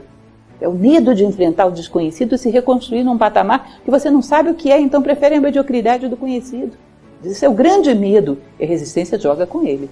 Tá? O medo de ser aquilo que você sempre sonhou ser. Ele diz, do self autêntico, quem tem vários filhos sabe que nenhum deles é igual. Cada um nasce com uma natureza, com um sonho, e que é como se cada um de nós fosse uma expressão de uma missão. Nós não podemos chegar e fazer qualquer coisa. Nós temos um recado que nós viemos dar ao mundo. Que no íntimo, se a gente perguntar, a gente sabe o que é. Você não pode chegar aqui e fazer o que bem entende, o que está na moda, o que dá dinheiro. No fundo, você pode fazer uma coisa.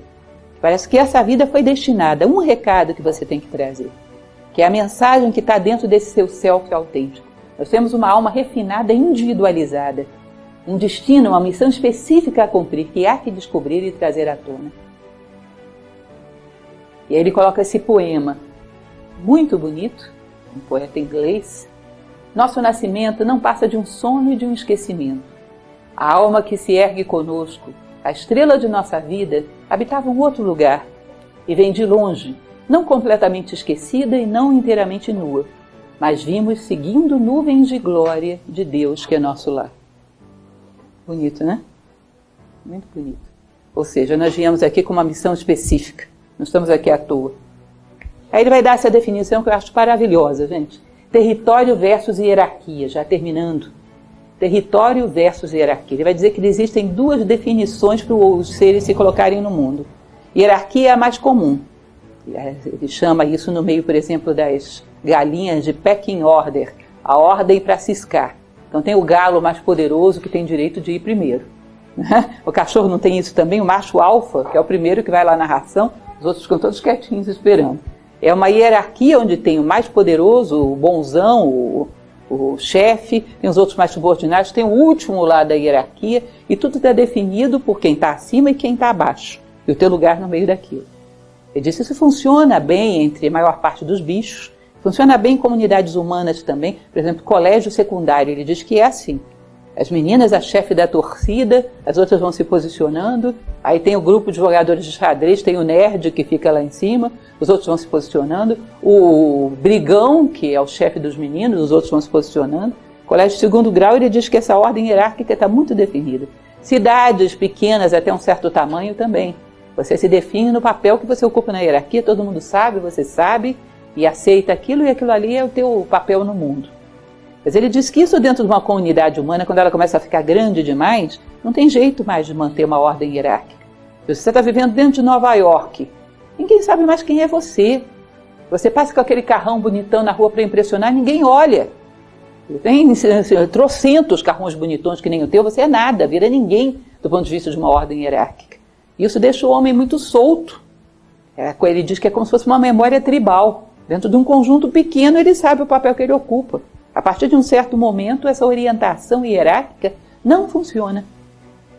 Ele vai dizer que, do ponto de vista do artista, a definição hierárquica é fatal. Ele diz que tem definição hierárquica em Hollywood, tem definição hierárquica dentro dos esportes. O cidadão só olha para fora.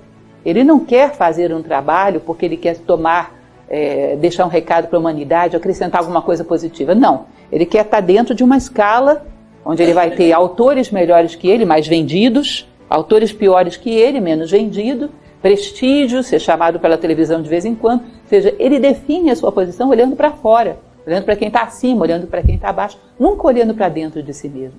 E conhecendo a si próprio e sabendo o que ele tem a dizer ao mundo. Nunca. Olhando sempre para fora. Então ele diz que esse tipo de autor não diz o que a sua alma manda, ele diz o que o público quer ouvir. Então é um mercenário. Ele diz que a musa fica furiosa com esse tipo de pessoa, porque profana a musa. Ele não consulta a sua alma para saber o que fazer, ele consulta o mercado. E ele se afirma em função da ordem hierárquica em que ele está. Então ele diz, esse tipo nunca vai ter inspiração da musa, profana a musa. Vocês vão perceber que hoje a gente não considera isso. Dentro da poesia grega, porque a poesia na Grécia era considerada sagrada, eles diziam, quando um artista usava uma palavra grosseira numa poesia, uma palavra vulgar, ele dizia, esse homem não tem a musa. A musa não entra num território sujo. Ele profanou a arte. A musa não vai entrar aí. Hoje é tão curioso, sobretudo quando a gente trata de poesia, porque isso é a moda, usar as coisas mais grosseiras do mundo dentro de poesia, um jogo de palavras, né?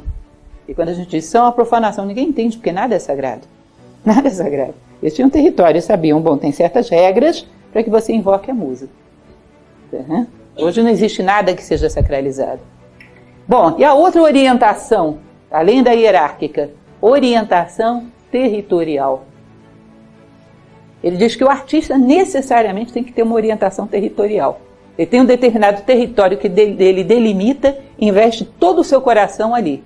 E aquele território que é a sua obra, o seu trabalho, seja lá o que for que você faça, ele te alimenta. Você investe todo o teu amor ali e quando você necessita de algo, basta se colocar no teu território que ele te dá tudo que você necessita. Eu falo, Arnold Schwarzenegger, quando fica deprimido, vai para uma academia. Ainda que esteja vazio e só tenha ele, aquele território o alimenta. Levanta o humor dele. Steve Wonder, quando está deprimido, vai para um piano.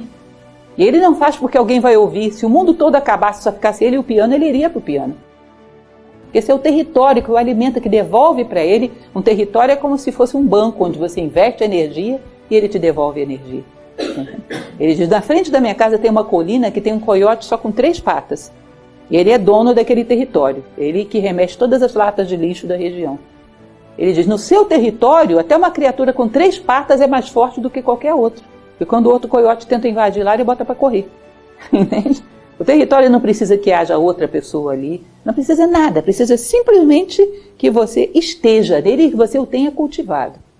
Ele devolve toda a energia, todo o amor, toda a motivação que você colocou nele.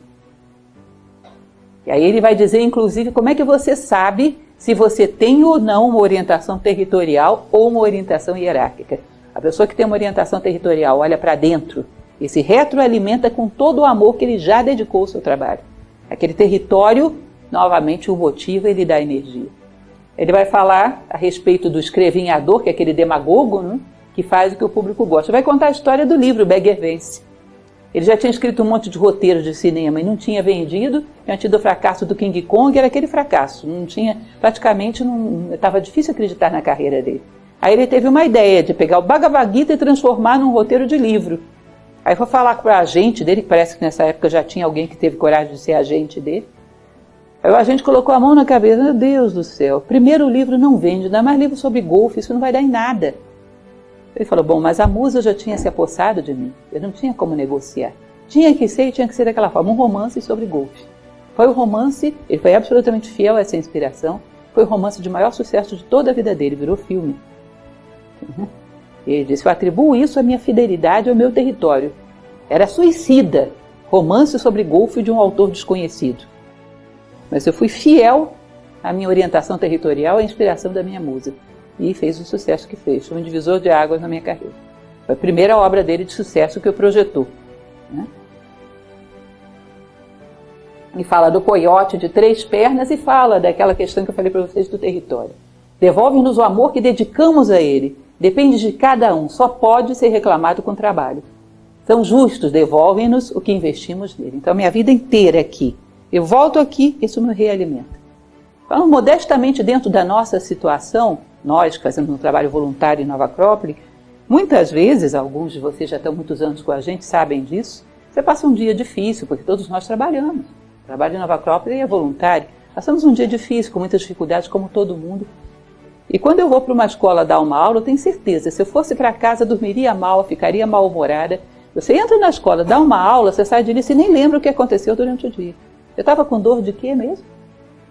Era o que o problema de saúde que eu tinha? Não lembro mais. Eu tenho certeza absoluta que nenhum lugar do mundo me faria ficar tão bem. Se eu fosse para casa e fosse dormir, ficaria talvez com aquela dor a noite inteira. E acordaria mal-humorado. É muito interessante porque essa ideia do trabalho, a filosofia, o trabalho que a gente faz é altamente territorial. Né? Estar aqui com vocês com certeza é o que mais cura qualquer coisa que eu tenho. É muito interessante. Bom, e ele vai fazer então aquela caracterização que eu falei para vocês. O ato de criação, ele diz que é como se fosse uma mãe que cria um filho. Ela não espera outra coisa que não que ele seja feliz, não espera ter êxito nem se destacar por causa dele. Ela sente que alguma coisa estranha, nova, vem à luz através dela. Isso é verdadeiro, eu tenho filhos e vi isso. Quando a criança é entregue para você, é um milagre. Você não acredita que foi você que gerou aquele ser humano. Ele veio ao mundo através de você. A obra nossa é assim também. Ele vem ao mundo através de nós e nós só fazemos protegê-la e nada mais. Trabalhar hierarquicamente, voltado para fora, querendo méritos, querendo reconhecimento, insulta a musa e deixa-a furiosa. Aí sim, ele vai falar, como saber qual a minha orientação? Se tenho problemas, procuro a opinião de amigos ou vou para o meu território? Ele disse, olha, imaginem vocês o Schwarzenegger, ao invés de ir para a academia, pega um telefone e liga para 6 amigos para perguntar se gostam dele. Não faria isso. Isso é uma orientação hierárquica, orientação território. Vou para o meu territorial, para o meu território. Vou para o local onde eu depositei o melhor de mim. Se fosse a última pessoa do mundo, continuaria a desenvolver essa atividade? Ou seja, obtemos sustento da atividade em si ou da impressão que ela causa aos outros? Aí você define se você está virado para fora ou para dentro. Você tem um território?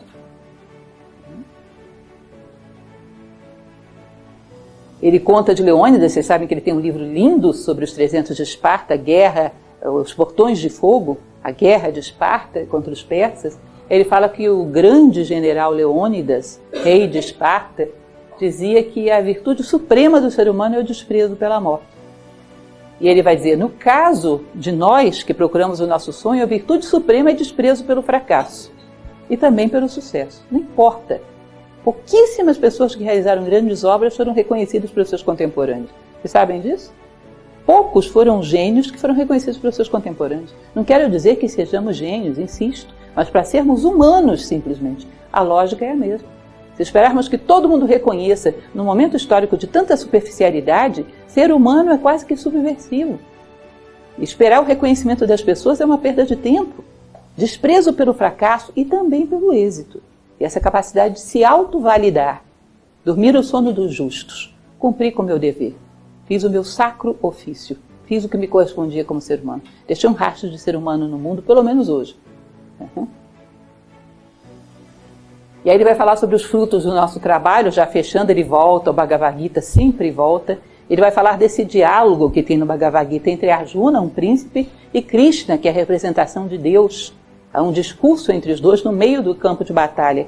E Krishna diz a Arjuna que a melhor coisa do mundo é você trabalhar só pelo dever. E quando vem fruto, você dedicar a ele ao divino. Porque a inspiração não veio de cima. Se vem frutos, você devolve para o mesmo lugar de onde o trabalho veio. Ou seja, o resultado do trabalho é oferenda. E o trabalho em si é o único alimento que eu preciso. A satisfação de saber que eu servi. E todo o resultado, oferenda.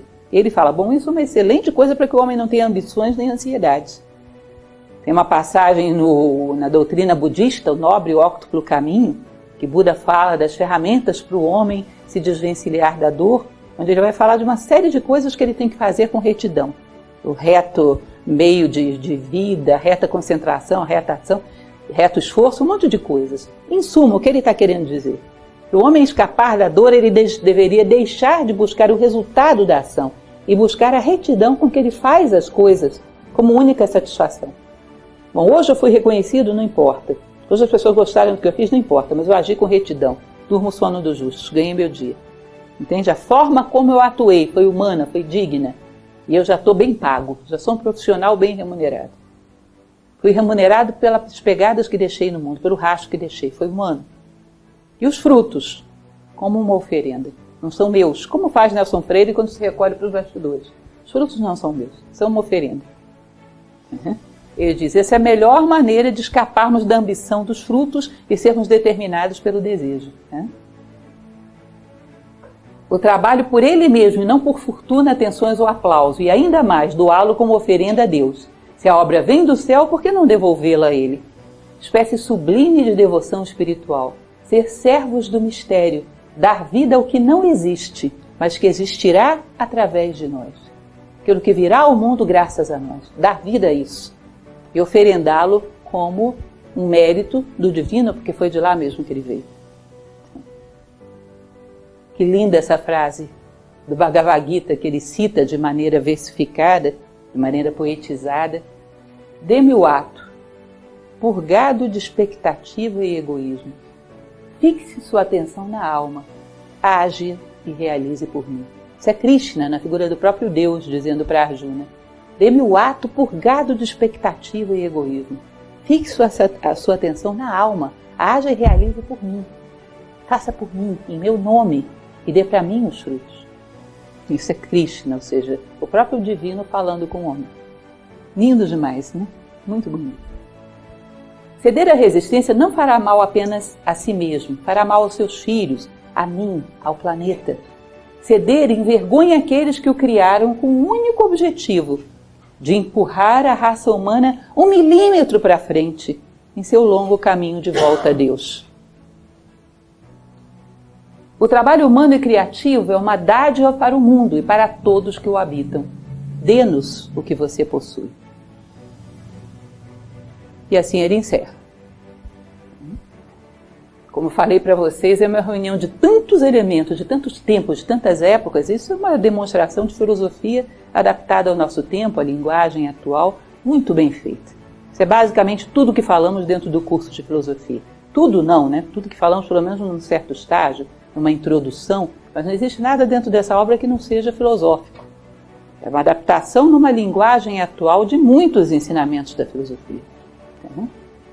Convido mais uma vez vocês para que venham conhecer o curso, porque nós não somos Pressfield para aprender isso sozinhos. Todas essas coisas que ele cita eu conheço, porque me ensinaram com muita paciência, com muita perseverança, e hoje eu olho para essas coisas e digo que fantástico, o que ele está falando tem todo sentido. Não é difícil que alguém pegue um livro como esse do Pressfield e diga: é um louco. Tanto que eu falei para vocês, no Brasil é esgotado, não foi reeditado. Por que será? Falta de público. Nos Estados Unidos recebeu um monte de críticas, disseram que ele fazia autoajuda. Ou seja, através da filosofia somos capazes de entender uma obra como essa. Pressfield, sendo uma pessoa tão fora do comum, sendo um gênio, eu não sou nada de gênio, mas sou capaz de entender o que eles estão falando. Porque recebemos toda essa tradição organizada através de um método de estudo que é a filosofia. E é isso que a gente oferece para vocês. O trabalho da filosofia é isso, é ensinar a viver, recolhendo tudo o que de melhor eu ouvi na história. Essa resistência é a nossa velha conhecida, porque não existe um filósofo sério da história que não fale dela.